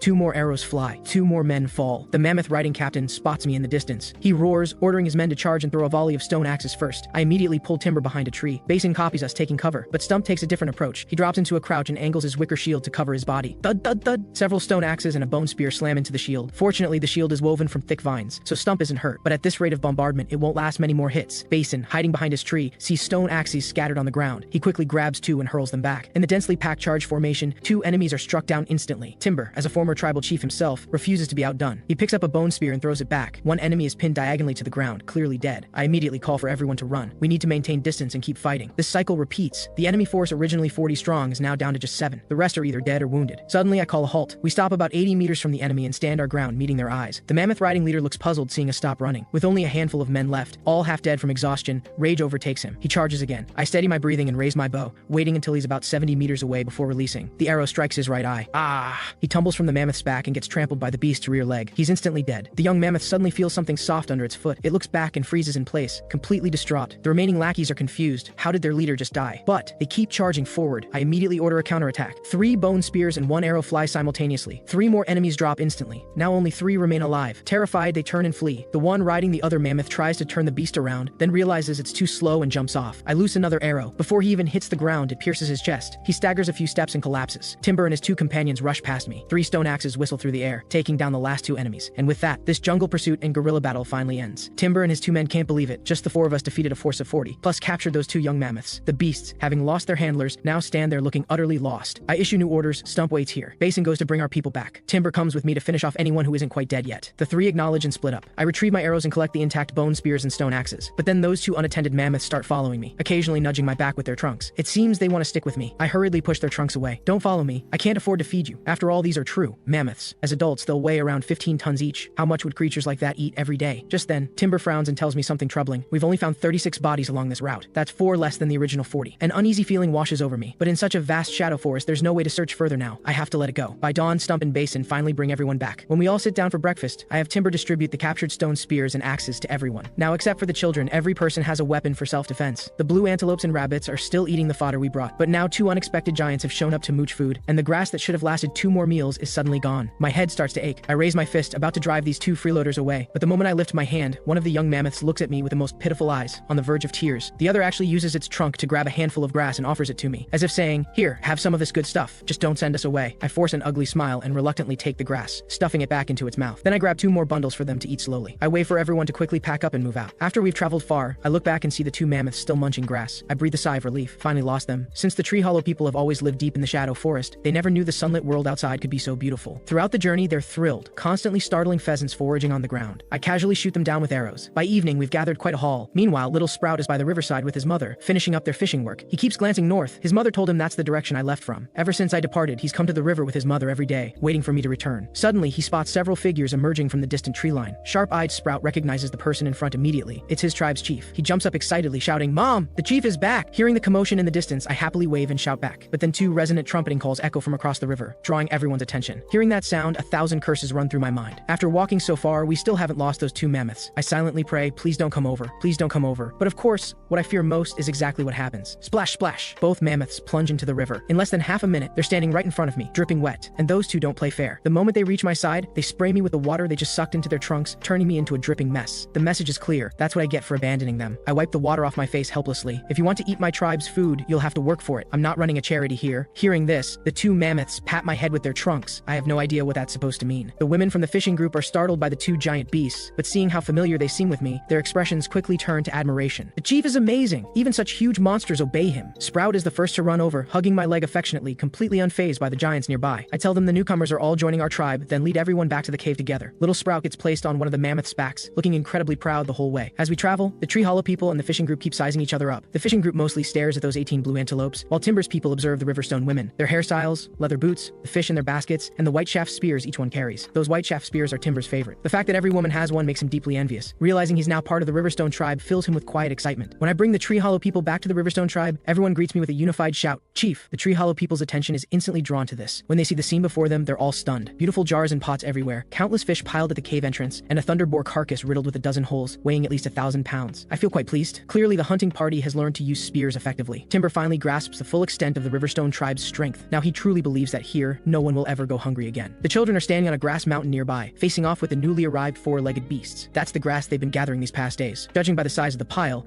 it should be enough to feed the blue antelopes and these two mammoths all winter. I quickly tell everyone that these four-legged creatures are domesticated and will help with work in the future. Not far away, in an open area, a large pile of red bricks has accumulated. Flint reports to me that he's been firing 4 kilns daily. He's also made a tool for the children, and proudly shows it to me. When I see what Flint has made, I'm absolutely shocked. It's a simple wooden rake. This guy has real potential as an inventor. After praising Flint, I tell him he can stop making bricks tomorrow and fire another batch of pottery for the new tribe members instead. Speaking of pottery, Elderhorn mentions he has something to report. A few days ago, the Baldcap tribe from the west came to trade pottery again. This time they paid with plenty of salt crystals, enough for the Riverstone tribe to last a long time. After inspecting all the work, I make arrangements for the animals we brought back. The rabbits are placed in a corner of the cave. I build them an enclosure using stones and clay, just a temporary winter home. Among the 30+ rabbits, 3 are already pregnant. Shortly after being placed in the pen, they start pulling their own fur to make nests. The other rabbits, though only 1 or 2 months old, are already the size of melons. By next spring, they'll become new breeding machines. The baby mammoths don't need managing. They refuse to leave that grass mountain no matter what. The blue antelopes are tied to a tree not far from the cave entrance. Tomorrow I'll have people build them shelters. With everything arranged, dinner is almost ready. Before the meal, I hold a welcoming ceremony. The Tree Hollow people don't resist the top-knot tradition at all. In fact, they think binding their hair does look more spirited than having it loose. Today we hunted a giant boar, so tonight's blood pudding is definitely on the menu. Combined with wild vegetables, we fill several large pots. There's also the pheasants I shot today, made into chestnut braised chicken, plus a dozen fresh grilled fish. Everyone gets a sweet and sour fruit too. This hearty feast instantly brings the new and old tribe members closer together. Everyone chats and laughs, eating happily. After dinner, I ask the tribal elders to help the newcomers make leather boots and teach them how. Meanwhile, I grab a piece of charred wood and head to the cave wall, thinking while sketching. On the wall, I draw a terrain map of the area outside the cave, the stream, the forest, and some things that don't exist yet. I'm currently planning how to develop the land in front of the cave. This plot covers nearly 30,600 acres. If we planted it all with rice, the entire tribe could eat until they died and still not finish it. Of course, planting it all with rice is impossible. This land is currently all dry fields, but rice must be grown in paddies. Just converting these dry fields into paddies is a massive project. Then there's the housing issue. Adding the new members and recent newborns, the Riverstone tribe now has 97 people. The current cave is gradually becoming inadequate, so we'll eventually need to build houses on this land. Residential area, rice paddies, vegetable plots, livestock pens, warehouses, pastures, bronze smelting zone, lumber mill. So many facilities need to fit on this land. I must plan carefully. The first problem to solve is converting the fields to paddies. My simple plan: build a square fortress in the middle of the clearing, housing the residential area, livestock pens, warehouses, metal smelting zone, and lumber mill. The entire fortress should accommodate at least 5,000 people, built in phases over several years. Around this fortress, I'll dig a moat. The excavated soil can be used with clay bricks to build city walls, preventing giant beasts and hostile tribes from attacking. Then, centered on the moat, I'll dig an irrigation canal to divert the 8 or 9 meter wide stream from the east. Additional return channels will let the moat water flow back to the stream, creating a vast water network. Small ditches along this network will irrigate the entire plot. The planned width for both the moat and irrigation canal is 4 meters. The eastern stream is 8 to 9 meters wide. With the same water flow but half the channel width, the canal's flow rate will more than double. This makes it perfect for installing water wheels and similar hydraulic facilities. The specific plan, using the cave as the center line, measure 200 meters on each side for the fortress site. To avoid delaying next year's spring planting, phase 1 is digging the waterway from the stream to the moat, roughly 700 meters. The excavated soil will be fired directly into bricks for later city construction. Phase 2 is digging the moat itself, but that's not urgent. The cave is still habitable for now. Phase 3 is ramming the city walls. The planned dimensions are a trapezoid, 4 meters wide at the base, 2 meters at the top, 5 meters high, 4 gates, 1 on each side. Combined with the 4 meter wide moat outside, in this era, absolutely no one could breach it. Phase 4 is the 700 meter return canal. The excavated soil can be fired into small bricks for building houses and facilities inside the city. The entire project should take 3 years at most. Otherwise, I fear the cave won't accommodate everyone. The next morning, after all the tribe members emerge, I begin assigning work. There's a lot to do today. Food gathering is completely halted. The newcomers still don't have pottery, so Flint is assigned to continue firing ceramics. The children continue bundling grass, and they must follow my demonstration to tie it into bundles for easier storage and transport. Chirp, Skip, Reed, and Brook. These 4 go to the back mountain to cut down all the devil thorn saplings for making spears. The women are divided into 2 teams. The larger group heads to the valley I visited before to harvest sisal. Porter leads 6 blue antelopes loaded with large baskets for transport. The smaller gathering group scrapes bark from wax trees in the forest. The secretions from wax insects on them are excellent wax-making material. I'll use insect wax for casting bronze molds. All the remaining men are assigned to logging. First, cut trees about as thick as a leg for building livestock pens. All branches get split into firewood. I'll use them to make charcoal. The more the better for copper smelting. Transportation is still handled by the blue antelopes. If they can't pull it, we'll get the baby mammoths to help. The tribe members don't understand these assignments. They think autumn should be for storing food, but I tell them we already have enough food stored to last until next spring, especially fish. Many of the ones we've caught recently have eggs in their bellies. If we keep fishing like this, the river's fish population will definitely decline. So we need to let these fish rest and recover. After everyone leaves for work, I start my own tasks. First, I make some charcoal from available firewood. Then, using the kaolin and shale clay we brought back, I create several crucibles and ladles for refining and making alloys. Next, I use mixed refractory clay to make square molds, which will cast copper and tin into chocolate bar-like ingots. When needed, I can adjust the copper-tin ratio to make tools for different purposes. Once the charcoal and molds are ready, I start building the smelting furnace. I mix ordinary ordinary clay with pottery shards and chopped grass to make mud, then stack it into cylindrical earthen furnaces about 40 centimeters in diameter. I make 4 furnaces like this. When they all fire together, it'll save considerable time. Next, I use python skin to make simple leather bellows. Flint doesn't know what I'm up to, but he's quite curious to see what new thing I'll create this time. Once all my preparations are complete, the world's first primitive smelting equipment set is finished. I just need to wait until tomorrow for the charcoal to be ready and the furnaces to dry before starting operations. Chirp and Skip spend the whole day bringing back hundreds of white shafts suitable for making spears. But the adults doing the logging have it rough. Working themselves to exhaustion all day, they only manage to cut down less than 10 trees. 3 stone axes break in the process. Still, I tell them they need to continue tomorrow. However, whoever works best gets new equipment. Everyone is puzzled. Stone axes are already the best tools they've seen. What could possibly be better? Their curiosity grows. After dinner, everyone enjoys their recreational time, while I sit by the hearth melting wax. Once it solidifies, I carve it with my bone knife into different tool shapes. Then I tightly wrap these wax models in clay, leaving only a small opening. After the clay completely dries, I heat it over the fire and pour out the melted wax, creating a hollow clay casting mold. The thin layer of wax residue on the mold's inner wall will help with demolding after casting. Though tedious, this method is precise and doesn't waste material. The poured out wax can also be re-solidified and reused. Early the next morning, the tribe members lead away all the blue antelopes. After my persistent indoctrination, they finally understand that wild beasts aren't just for eating, they can also help humans work.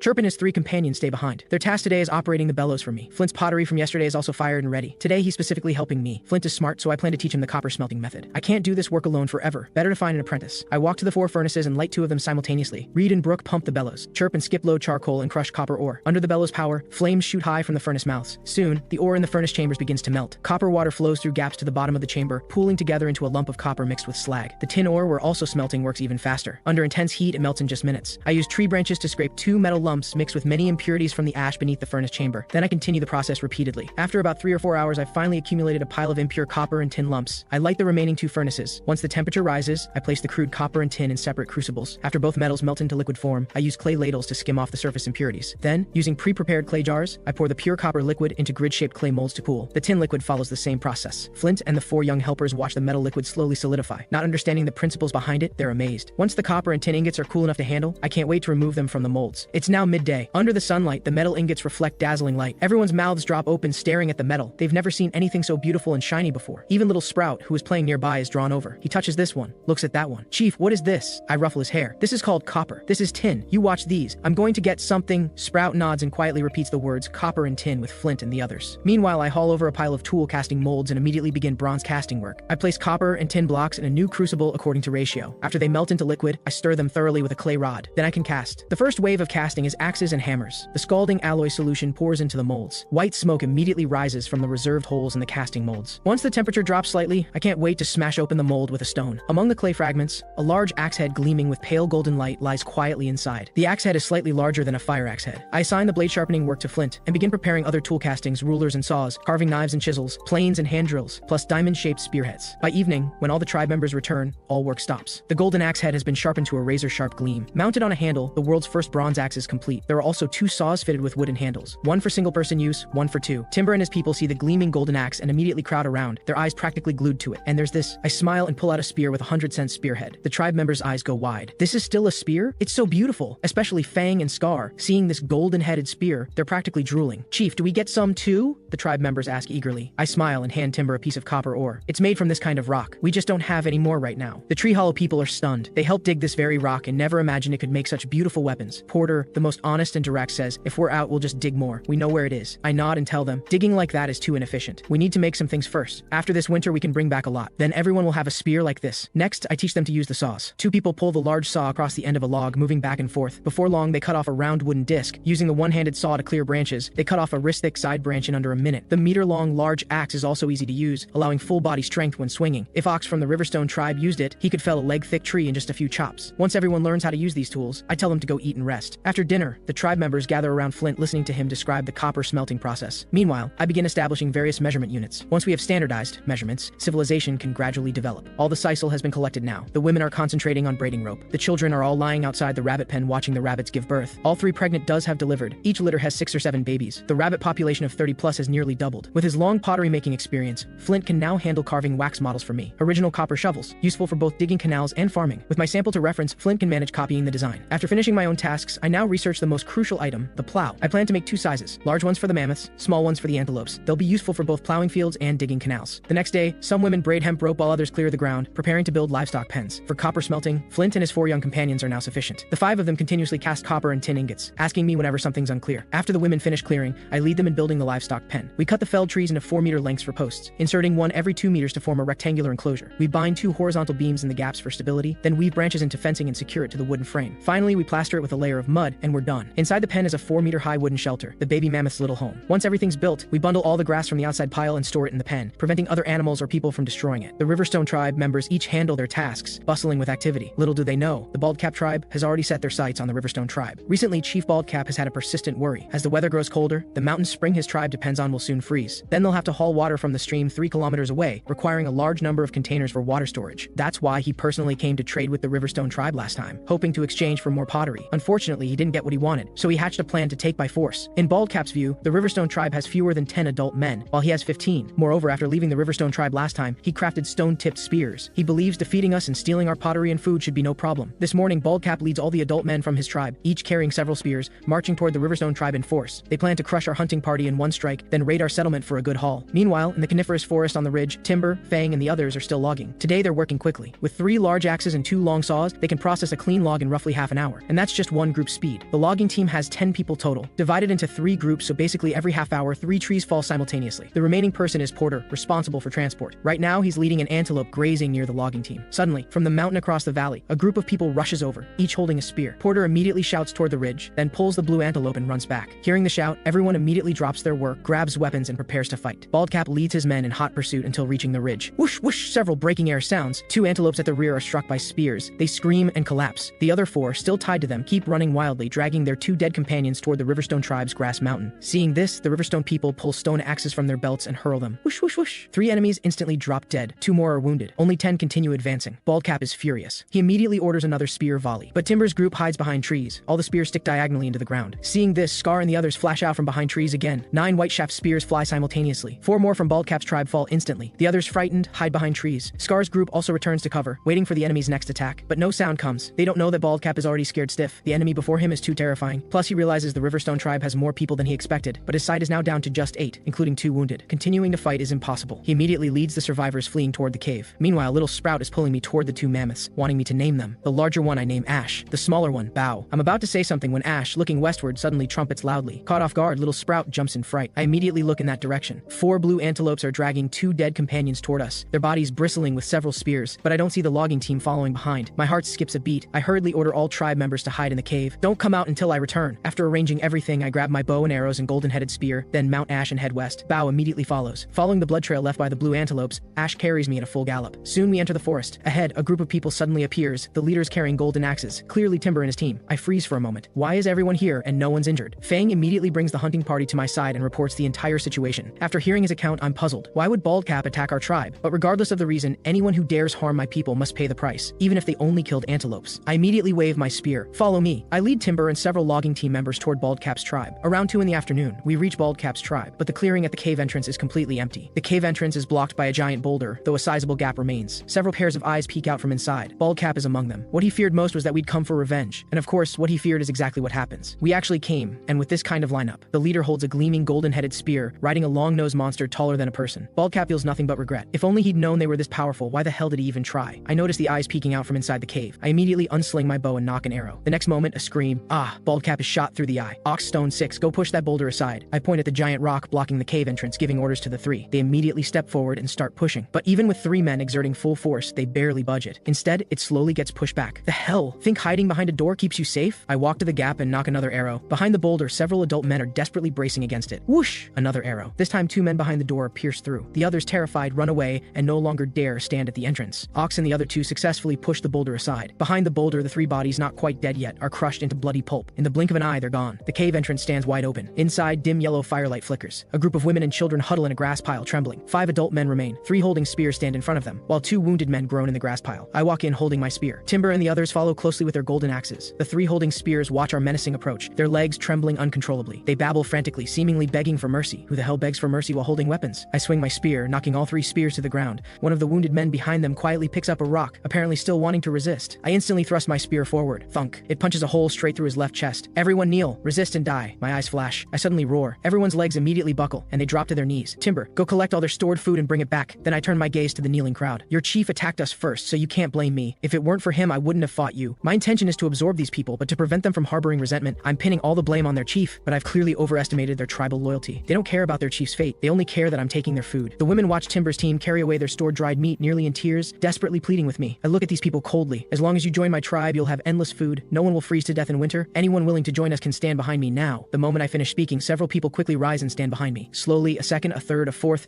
Soon, only one severely wounded man remains lying there. Judging by his condition, he probably won't survive. I don't intend to bother with him. I lead these new tribe members out of the cave and order Fang to burn it down. From this day forward, Baldcap and his tribe vanish from existence. After returning to the Riverstone tribe, the new members integrate smoothly. Several people in the tribe had been traded from Baldcap's group before, so they quickly blend in, and I haven't lied to them. The Riverstone tribe's food stores really are abundant. Adding what we seized this time, 200 people could eat all winter with no problem. The only issue is the cave has reached its population capacity limit. Fortunately, winter is coming, squeezing together will be warmer. What surprises these people is that the Riverstone tribe actually keeps wild beasts, especially massive creatures like Bao and Ash. This gives them a new appreciation for the Riverstone tribe's strength. Now they feel immense pride in becoming Riverstone tribe members. The women have been braiding rope these past days. The cave is now stacked with several large bundles. The men continue logging, trunks become building materials, branches become kiln firewood. I haven't been idle either. I've been making woodworking tools one by one, then casting 50 bronze shovels. With digging tools, my phase 1 irrigation canal project must begin. I grab a super long hemp rope the women braided to use as a measuring cord. First, I measure the fortress position due north of the cave. Then at the four corners of the site, I bury wooden posts as markers, determining the optimal canal route. Next comes building the brick kiln. Once canal digging starts, massive amounts of soil will be produced. So I plan to dig the canal and make brick mold simultaneously. Since I intend to fire gray bricks, and gray brick production requires large amounts of water. For easy water access, I've chosen a kiln site by the stream. Flint fired many red bricks earlier. These bricks are perfect for building the kiln. The cylindrical brick kiln requires the entire tribe's labor force. It takes a full 5 days to complete. After spending more time making brick molds, the preparatory work is finally done. Now my giant plow, crafted over many days, finally makes its debut. Under the 2-meter wide wooden frame are mounted 4 bronze plowshares. Once pulled forward, it can plow a 2-meter wide swath of land in one pass, reaching 40 centimeters deep. The power source for this contraption, Bao and Ash of course, 2 giant plows side by side, pulling forward, directly turn over the entire 4-meter wide canal route. In less than an hour, the 2 beasts plow the 700-meter canal to a 40-centimeter depth. Seeing this, I'm absolutely thrilled. At this speed, maybe my fortress construction plan won't need 3 years after all. For brick firing, I plan to wait until winter. Then everyone will have free time, and winter kiln work will be nice and warm. A happy job. But right now there's a problem. These brick molds are all for wrapping the rammed Earth City wall, so each brick is very large. This makes transporting clay material and brick molds extremely time-consuming. So I decide to immediately build a simple wheelbarrow. With a new project starting, finding helpers is priority 1. Later, they can become the tribe's professional carpenters. The most talented at carpentry in the Riverstone tribe is Basin. This guy, back in the Tree Hollow tribe, figured out how to burn out a bucket in a wooden stump using hot coals. The other is Honest Porter. He doesn't talk much, but he's extremely solid in his work. Drawing on my past life's memory of carts and modifying the design, the 3 of us spend a full day creating the first wheelbarrow. It's immediately deployed to the work crew. People are quite interested in this new transport tool. Compared to carrying on shoulders and hands, it's definitely less strenuous. But I'm not optimistic. I notice the wheelbarrow wobbles left and right when turning. At this rate, it'll definitely fall apart soon. Having identified the problem, I immediately start improvements, mainly extending the axle. After explaining to my 2 assistants, the 3 of us each work on our parts. The second iteration is much faster than the first build. 2 hours later, the second generation wheelbarrow is complete. This version no longer wobbles. Everyone's work efficiency immediately improves. So the second cart becomes the production model. We begin mass manufacturing. An initial run of 30 units. With men and women combined, we definitely have dozens of adult laborers. These wheelbarrows are specifically for hauling soil and will definitely see heavy use in the future. Over the following days, the carpenter trio produces wheelbarrows at a rate of 3 every 2 days, equipping the work crew. The phase 1 irrigation canal progresses rapidly. The previously delayed brick making work also speeds up thanks to the constant addition of wheelbarrows. By the 18th day of construction, a 700-meter long, 4-meter deep trench appears before me. I call a halt to canal digging. The remaining 2 meters will be opened when we need to channel the water. The tribe members return to their normal routines. Men continue logging, stockpiling for future construction. Women resume gathering food. They believe the more food, the better. The 30 wheelbarrows are also complete. To enable large-scale copper ore mining in the future, Basin and Porter are now designing large carts that antelopes can pull, under my guidance. With their previous 2 builds as experience, I explain the 4-wheeled cart design and let them figure it out themselves. Meanwhile, I spend my time crafting field plows. Everyone busily works on their tasks in an orderly fashion. One morning when I emerge from the cave, the first thing I see is a vast expanse of white. The long-awaited winter has finally arrived. Goose feather snowflakes keep falling. The sky hangs dark and gloomy. Who knows when it will stop? The men's logging work halts. Everyone huddles inside the cave. The women also stop clamoring to gather food. In this weather, brick firing is definitely out. We'll have to wait until the snow stops. So I launch my long-planned initiative, teaching everyone the common tongue and a writing system. Actually, the Riverstone tribe members have already picked up some basic vocabulary. Little Sprout especially can speak simple phrases now. This makes things easier. I just need to teach them more essential words and show them how to string sentences together. As for writing, teaching them simplified characters isn't realistic yet. The clerical script, being closer to pictographs, will be much easier for them to grasp. Whether they can write isn't that important. The key is they must recognize the characters. To boost everyone's learning enthusiasm, I establish a rule. Before dinner each day, I'll check everyone's progress. Those who can't recite get half rations. Those who excel get rewards. This strategy works perfectly. All tribe members become highly motivated, especially the children. After lessons, they spontaneously gather in small groups to practice. A few days later, the snow finally stops. The brick firing plan officially launches. After personally demonstrating 2 kilns, I turn turn the work over to the tribe members. They don't need to work every day, basically just when loading the kiln and removing finished bricks. The rest is firing and cooling time. Days pass like this, studying the common tongue and characters daily, moving bricks every few days. Ordinary, yet fulfilling. When not busy, people make ornamental accessories, mostly the men. Bone necklaces, feathers, all kinds of things. They pile them on generously. I don't quite understand, so Elderhorn explains, to prevent inbreeding and genetic degradation, many tribes gather in spring for a tribal gathering. If a woman likes a man, she'll follow him to his tribe. The standard for liking is whether you're strong enough, whether your tribe is powerful, and whether you have abundant food. These things can be observed from the bone ornaments a man wears. If you carry a particularly long thigh bone as a weapon, your tribe clearly has the strength to hunt large beasts, naturally indicating your tribe won't lack food. This gives me some inspiration. I seem to be missing something myself. I naturally have no interest in those bone necklaces. After some thought, I decide to create circlet-style accessories. Circlet materials are typically gold, silver, jade, or leather. Different people just need different materials. Since ancient times, gold has symbolized nobility. The Riverstone tribe has no gold, so my crown is made of open-work copper. Having changed my own, I can't leave my tribe members' heads bare, so I make Timber a silver-colored one from tin. Timber loves it. Under my guidance, the other adult men also create circlets from various materials: animal hide, wood, bone, all kinds, even hairpins. From now on, the Riverstone tribe has a new regulation. Children can only bind their hair or wear circlets but cannot use hairpins. Adult men can wear circlets and must use hairpins to distinguish adults from minors. Women also no longer wear only ponytails. Adult women must pin their hair up, using wooden combs or hairpins as ornaments. Underage girls can wear ponytails, loose hair, or braids, also using hairpins as decoration. Metal, being a strategic resource, can't be used for everyone's accessories, so I use metal ornaments as rewards, distributed to anyone who contributes to the tribe. Through this series of reforms, in the Riverstone tribe now, you can tell a person's identity, age group, and whether they've contributed to the tribe just by looking at their head. Sprout's circlet is also my creation, featuring a copper buckle with cloud patterns. I award it to him for learning characters fastest. He's the first child to own a metal accessory, making him extremely happy. Actually, I'm not working so hard on ornamental accessories just to distinguish tribal hierarchy. It's mainly for that tribal gathering. Not to find a match myself, but to meet people from other tribes and see if any trade is possible. Previously, the Riverstone tribe's salt all came from trading with Baldcap's tribe. But now Baldcap's tribe is gone. So until we find a salt mine, I want to find new sellers. The Riverstone tribe's pottery is quite valuable. I want to trade pottery not just for salt but also to buy population. Relying on these fewer than 200 people to reproduce naturally, I wouldn't fill one fortress in the next lifetime. However, not all tribes can be like the Riverstone tribe, never worrying about food, with leisure time to contemplate tribal development plans, like the Black Whisker tribe to the east of the Riverstone tribe. This is a medium-sized tribe with over 150 people. They differ from the Riverstone tribe in one major way. The Black Whisker tribe has its own faith. They worship the Black Rat and have a shaman who communicates with the divine, Matron Black Whisker, an elderly woman. This winter, she claims to have received divine guidance. She worries their stored food won't last until next spring, so she tells the chief to lead the hunting party out to find food. Thus, Chief Whisker of the Black Whisker tribe leads 19 men out hunting. Soon they discover something strange. At the western edge of the forest near their tribe, thick black smoke occasionally rises. That's definitely deliberately set by humans. But when did people settle to the west? Long ago, they walked to the western forest edge, but they couldn't cross that 8 or 9 meter wide river, so they never went that far again. Now, judging by the smoke's location, it's clearly near the river. Chief Whisker immediately reports this to Matron Black Whisker. She isn't particularly surprised. Instead, she's quite interested in why these people keep burning fires. In Matron Black Whisker's understanding, fire is for cooking food. If it were for warmth, why not keep it burning constantly? She is puzzled, so she tells Chief Whisker to take people and investigate. If possible, try trading with them. Maybe they can learn something too. So Chief Whisker leads his team out to accomplish this diplomatic mission. Meanwhile, at the Riverstone tribe, Basin and Six are guarding the brick kiln. Every so often they check the kiln fire and toss in firewood. The two have been firing since last night until this afternoon. The brick molds in the kiln have reached a blindingly red heat. It's time to flood and seal the kiln. Basin pats Six, signaling him to return to the cave and call for help. Six nods and heads straight for the cave without looking back. But during Basin's solo watch, Bao's roar suddenly thunders across the ground. Then comes the sound of Bao running, followed by humans shouting. Basin hurriedly climbs up from the underground fire pit. The moment his head emerges, he sees a dozen spears whooshing toward Bao. Terrified, he takes off running straight for the cave. I'm just preparing to lead people to flood the brick kiln when, emerging from the cave, I witness the scene of Bao being chased and attacked. Chief Whisker and his men initially wanted to pursue, but suddenly see me leading a crowd out from the cave. They freeze instantly. What the hell? Who dares attack my Bao? Everyone grab your weapons. Hearing my order, tribe members immediately charge out roaring. 70 or 80 people, each holding weapons, instantly surround Chief Whisker's group. Chief Whisker's jaw drops. Before him, everyone looks fierce and menacing. The young man in front has a stern expression, wearing a golden crown and golden hairpin, holding a white shaft golden spear, glaring at him. The formation behind is even more eye-blinding. Every person holds a gleaming bronze shovel. Never mind combat ability. This luxurious lineup alone is enough to terrify Chief Whisker's group into immobility. Bao, seeing I've controlled the situation, bounces back happily, standing behind me and roaring at Chief Whisker with borrowed authority. I pat his trunk, signaling him to quiet down, then turn to Chief Whisker. This mammoth is ours. Why did you attack him? Chief Whisker is somewhat dumbfounded, but seeing how familiar I am with this monster, he never imagined this neighboring tribe could control such a huge beast. What he imagines even less is that Ash, even larger than Bao, now also hears the commotion and runs over, standing beside Bao, curiously observing the surrounded group. Chief Whisker and his lackeys are scared stiff. Damn, there's another one. Seeing they all look utterly shocked, I frown and have Elderhorn go ask who they are and why they came here. Elderhorn walks up to Chief Whisker and, through a combination of words and gestures, translates what I said and introduces my identity as Chief. After hearing Elderhorn's words, Chief Whisker first apologizes profusely. He didn't know these monsters had owners, which is why he thought of hunting them for winter provisions. Finally, tearfully, he explains his purpose for coming. I didn't expect they actually wanted to come trade for food, but if they have something that interests me, trading isn't out of the question. So what do you have to exchange? Chief Whisker hesitates. Can we trade stone bowls? After all, his tribe has several, and stone bowls are essential items for every tribe. Before I can respond, Elder Horn already speaks up. We have plenty of pottery. If you want some, you can also trade for it. Salt and population both work. Now it's Chief Whisker's turn to be stunned. They actually have a lot of pottery and can trade it to us? Elder Horn, seeing Chief Whisker doesn't believe him, calls some children to bring out a set of pottery. In less than 2 minutes, the children haul out a water jar, a pot, and several bowls. Even more, several children watching the excitement stand at the cave entrance, slurping meat broth from their bowls. This leaves Chief Whisker dumbfounded. He's never smelled such a meaty aroma before. I have someone fill a bowl of broth for him. After all, if he hasn't tasted the broth, he won't know pottery's true value. Chief Whisker carefully takes the broth and, copying the children, takes a slurp. Instantly, warmth flows from his throat to his stomach. After a while, his whole body feels warm. This broth was specially made by me for warding off cold. There isn't much meat, but I added pig bones and chili peppers. On ordinary days, drinking a couple sips, so comfortable. Chief Whisker is completely won over by this broth's flavor. He immediately decides to trade population for clay pots. As for what salt is, he's never even heard of it. Elder Horn repeats the pottery trading prices from before. 1 clay pot for 2 underage boys or 1 adult woman. Chief Whisker finds this price acceptable, but he didn't bring any women or children on this trip. Yet he really wants to take a pot back. So he can only shamelessly ask if he can take the pot now and bring the people next time. Hearing this, I immediately refuse. Credit is impossible. Absolutely impossible in this lifetime. What if they default? I'd become the fool who got played. Seeing I won't agree, Chief Whisker immediately retrieves a bulging hide sack from one of his men and hands it to me. This contains food. Not much, but I hope you'll let us take a pottery bowl first. Next time we'll still trade people for this pottery. Like I'd need your little bit of food. I carelessly open the sack and glance inside dismissively. But the next moment, my eyes refuse to move. These are peanuts. My mind instantly races through countless peanut dishes, roasted peanuts, salt-boiled peanuts, fried peanuts, peanut butter. This is treasure. Besides high nutritional value, the key is it can be pressed for oil. Plant a huge field and we'll never lack cooking oil again. With oil and fat, I can make soap, candles, even explosives. So calling peanuts a strategic resource isn't an exaggeration. I suppress my excitement, holding back for quite a while before regaining composure. Where did you get these? Chief Whisker babbles and gestures. I finally understand. Their tribe's so-called deity is a black-furred rat, and the peanuts are dug from rat burrows. They know where to find burrows with peanut stashes, so peanuts aren't particularly precious in their tribe. I nod silently and casually pull out a large basket. A full basket of peanuts like this can also trade for pottery, but the shells must be undamaged. Chief Whisker can hardly believe I'd offer such favorable terms. He immediately agrees joyfully, promising to bring more next time. In the end, Chief Whisker takes away that large basket, plus a clay pot, a clay bowl, and a ladle I gifted him. Watching them depart, I suddenly feel a wave of fear. This time, we were actually ambushed by a strange tribe right at our cave entrance. Fortunately, their numbers weren't large. If they'd come specifically to attack the Riverstone tribe, even if we could hold them off, we'd probably suffer casualties. I'd previously planned defensive fortifications, but city walls that large, how could they be built just like that? During this defensive gap period, I must first create temporary defensive works to rely on. I first have timber lead people to flood and seal the brick kiln. I stand at the cave entrance thinking, the kiln has been firing for 2 months now. We've accumulated massive amounts of finished bricks. Fortress construction won't start until next spring. So aren't these bricks just sitting idle right now? With this thought, a simple, quick defensive fortification appears in my mind. Early the next morning, I gather all the adults and tell them I'm going to use walls on 3 sides to surround the cave, leaving only a 2-meter wide gate on the east side. At the entrance, I'll use a 3-meter high stockade as the main gate, with 4 layers of spears bound side by side on the front. This simple defensive wall will be directly stacked from gray bricks. In such cold weather, I just need to pour water on the stacked brick wall for it to freeze together. When spring comes and the weather warms and thaws, these bricks can still be used for fortress construction without affecting their usability. Over the next several days, all adults work together. With wheelbarrows and so many tools, the wall height grows at a visible speed.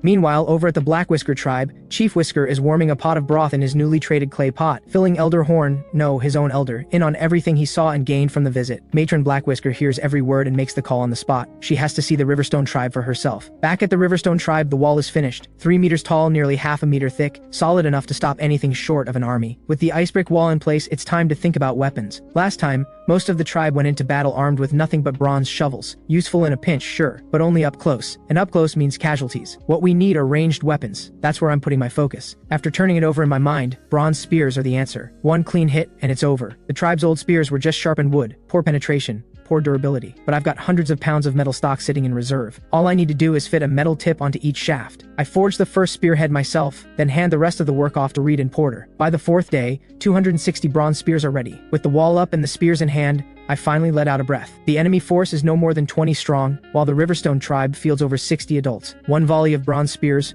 and it's done. Meanwhile, Chief Whisker leads his group across the stream, and can't find the cave. Where open ground stood just days ago, a wall of white and pale blue ice now looms out of nowhere. Chief Whisker rushes up to it wide-eyed. This wasn't here a few days ago. Did it just grow out of the ground? Matron Black Whisker catches up and stares, then lets out a cry she can't hold back. This is the work of the gods! Inside the wall, Bao is busy playing when the noise outside catches his attention. He trots straight to the gate and pokes his head out. He spots the same group that jabbed him with spears last time, and lets out a warning bellow. That's when Chief Whisker notices the gate, a wooden frame lined on the outside with rows of hard wooden spear shafts. He has no idea what it's for, but his mind fills in the picture on its own. Enemies charging straight into it, impaled on every spike, dead before they hit the ground. He shakes his head in pure disbelief. The men and boys in the group have a very different thought on their minds. Why hasn't the Riverstone tribe eaten that four-legged beast? That thing would feed everyone for weeks. I hear bows bellow and step out of the cave with a dozen tribe members at my back, every one of them gripping a new bronze spear. Chief Whisker quickly makes clear he's here to trade for pottery. I give a nod, and the gate swings open. The moment Chief Whisker's group steps inside, they freeze. 30 identical wooden carts sit lined up beside the animal pen. Next to the cave entrance stand 50 bronze shovels and over 200 bronze spears, their tips catching the light in neat, gleaming rows. Near the cave entrance, a blue antelope munches hay in a grass shelter, until it spots the strangers and starts sounding off. Chief Whisker's group nearly jumps out of their skins. Even after they're inside the cave, none of them have quite recovered. Inside the cave, one quick glance tells the whole story. People everywhere, easily as many as the entire Black Whisker tribe. The Riverstone people stare at the newcomers. Chief Whisker stares right back, at the 100-odd clay pots lined up around the fire pit. His jaw goes slack. A few Black Whisker women have their eyes on something else entirely. The Riverstone women. Every one of them rosy-cheeked and dressed in proper animal hide. Only Matron Black Whisker has the sharpest eye of all. She stands perfectly still, locked onto the hundreds of carved characters covering the cave wall. I notice her interest and leave her to it. I signal Elder Horn to start the trade with Chief Whisker. The chief has brought along a group of women, young boys, and several baskets of peanuts. He's after clay bowls. The moment they're in his hands, his face lights up. His people will finally be able to eat like this too. But perhaps the happiest of all are the young boys and girls being traded. One look at the Riverstone tribe tells them everything. Strong, well-fed, no more starving. The moment the trade wraps up, Matron Black Whisker makes a beeline for me. What are those marks on the wall? I pick up a small stick and walk her through it carefully. It takes a while, but understanding slowly crosses her face. If everyone learned these marks, could you write something down and someone else would know exactly what you meant? I have no idea where her mind is going, but she's clearly deep in thought, so I leave her alone. Funny thing is, my own people practice these characters every day, yet not one of them has ever thought to ask a question like that. Once business is done, I extend an invitation. Stay the night, both of you. Matron Black Whisker accepts without a moment's hesitation. She has questions, plenty of them. To mark the occasion, I call for an extra meal tonight, but fitting everyone in the cave for the night is another problem. I decide to move the rabbit pen outside to free up space. I pick a spot and put the tribe straight to work. 4 brick walls, a fully laid floor, a thick spread of dry grass. Done. The women carry all 50+ rabbits out to the new outdoor pen. Chief Whisker can't help himself. Why keep them alive? That's a lot of meat just sitting there. Before I can answer, Timber jumps in and explains the whole breeding plan himself. He watched it happen with his own eyes. 30 rabbits became 50 almost overnight. Raising them beats chasing them through the forest any day. The Black Whisker group listens in stunned silence. The idea of keeping food alive until you need it had never crossed their minds. Matron Black Whisker pulls me quietly aside. Who taught you all this? She murmurs. Is it your tribe's god? I tell her straight, I was born knowing these things. She stares at me, genuinely shaken. Then, are you the god? I take the group to see the future rice paddies and I tell them plainly, by next year we will have more food than we can eat. Chief Whisker frowns. Even with a bigger tribe, surely we couldn't eat that much? After the long tour, he finally asks the real question. I smile. We'll be inviting other tribes to join us. Chief Whisker looks unconvinced. I just smile and call Timber over. Let him tell the story himself. Timber lived through the cannibal tribe's raid firsthand. The way he tells it, you'd swear you were there. Cold sweat breaks out on Chief Whisker's brow. A tribe like that actually exists, and thank everything it hasn't found his people yet. I judge the moment right and drop the real bombshell. The cannibal tribe camps on the other side of the river, and with them, creatures as large as ash, with long curling trunks, probably not far from your territory. Stay sharp. And with that, I turn and walk back behind the wall. The color drains from both their faces. The cannibal tribe, right on their doorstep. There's no staying for pleasantries now. They come straight to me to say their goodbyes. They need to get back and prepare. I don't press them to stay. I send them off with 10 large fish for the road. Before they go, I tell Matron Black Whisker, if danger comes, this place is open to you. Both of them thank me again and again, then lead their people away at a brisk pace. As their figures disappear into the distance, the Riverstone tribe settles back into its quiet rhythm. The day before the 3rd full moon of winter,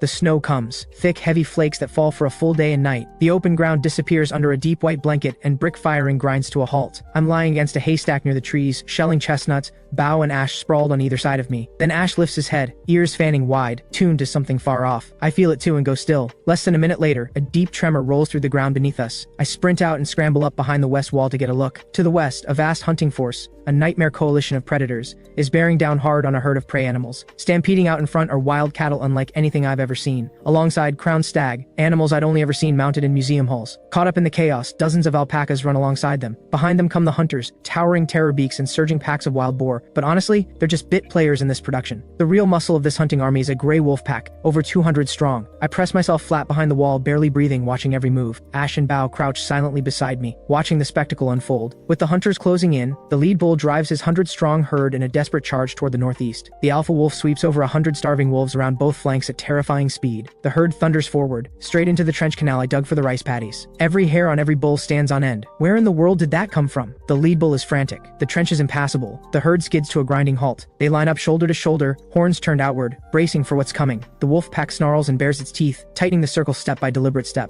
Then, at the very moment the world holds its breath, a thunderously loud fart shatters the silence. Both sides freeze. Hundreds of pairs of eyes, all burning with curiosity, snap in unison toward the top of the west wall. There I am, slapping Bao repeatedly on the top of his head. "You little menace. I told you to stop stealing chestnuts. And now look what you've done to us." The cattle are the first to react. Their eyes lock onto us, and there's no trench on this side of the wall. The wolves' eyes light up too. They've just spotted prey far easier to run down than a stampeding herd. I catch that look in their eyes and I run. "Weapons, get to the cave entrance now. The wall is useless to us now. 1/2 meter thick, 3 meters tall, perfect against people. Against a maddened cattle stampede? That's a different story entirely." The herd doesn't wait. They charge. The alpha wolf sees the breakout and barks the order. Drive the boars forward, launch the first counter-charge. The boars surge to the front. They have no choice. They're outnumbered and they know it. But they still want their share of the kill, so they play the wolf pack's shock troops. With open ground just ahead, there is no stopping this herd. What follows is a collision unlike anything this world has ever seen. Like a comet slamming into the earth. Over 100 wild cattle, each standing more than 2 meters tall and weighing over a ton, hit the boar line at full sprint. Those fearsome wild boars? They might as well be paper in front of a blade. 1/2-meter horns tear through boar after boar, splitting them open on impact. In a single pass, dozens of boars are sent flying, and they slam hard into the Riverstone tribe's wall. The ice brick wall, for all its thickness, cannot absorb the relentless impact, and with a thunderous crash it comes down. Bao and Ash bolt to the cave entrance, backing up so fast they're practically plugging the opening with their backsides. The surviving boars are so terrified they spin around and scramble straight over their fallen comrades, into the enclosure. In the chaos, more than 10 cattle breach the wall as well. The two sides collide inside the enclosure,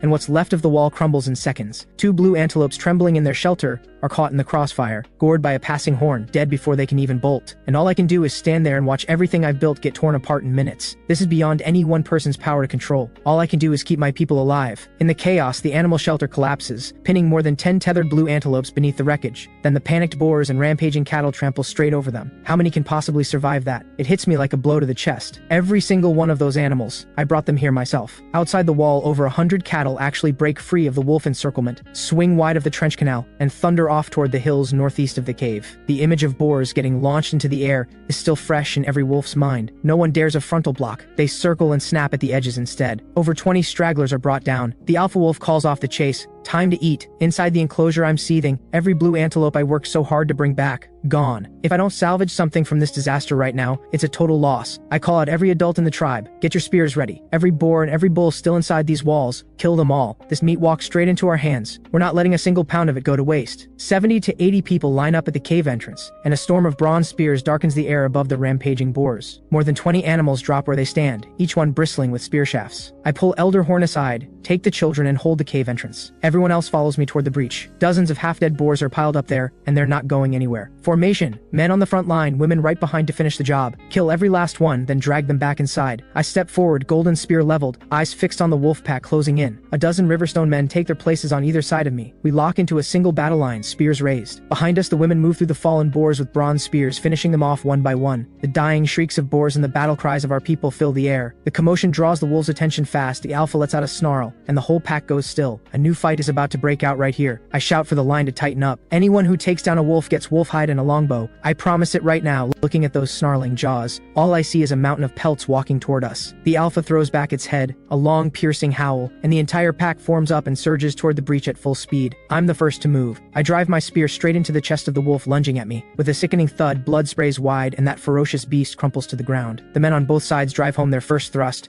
and a line of gray wolf bodies marks the front of our formation. Inside the enclosure, thanks to Bao and Ash, all 50-plus boars have been finished off. The women, now free, rush to join the line, slotting into the gaps between the men in the front row. The remaining women form a second rank behind them, spears ready for whatever comes next. In moments, the ground in front of our spear line is covered with no fewer than 40 wolf carcasses. With the front rank doubled by the women joining in, the wolves can make no headway against us. But gray wolves didn't survive this long by charging a wall of spears. They're smarter than that. Out of sight, the alpha is sending a second group around to flank us from the wall side. But it doesn't get past me. I've had my eye on that alpha the whole time. I scramble up the nearest section of wall and survey the field from above. Down at the breach, over 50 wolf carcasses form a grim low wall of their own. The alpha spots me on the wall, knows its flanking move has been seen, and lets out another furious snarl. One by one, The largest wolves vault off the pile of bodies and launch themselves at our second rank. The sudden move grabs my full attention. I shout for the front rank to push forward and close the gap. At that exact moment, a wolf's pained yelp rings out from the south wall. Bao is there, on the inside, swinging his great trunk like a club,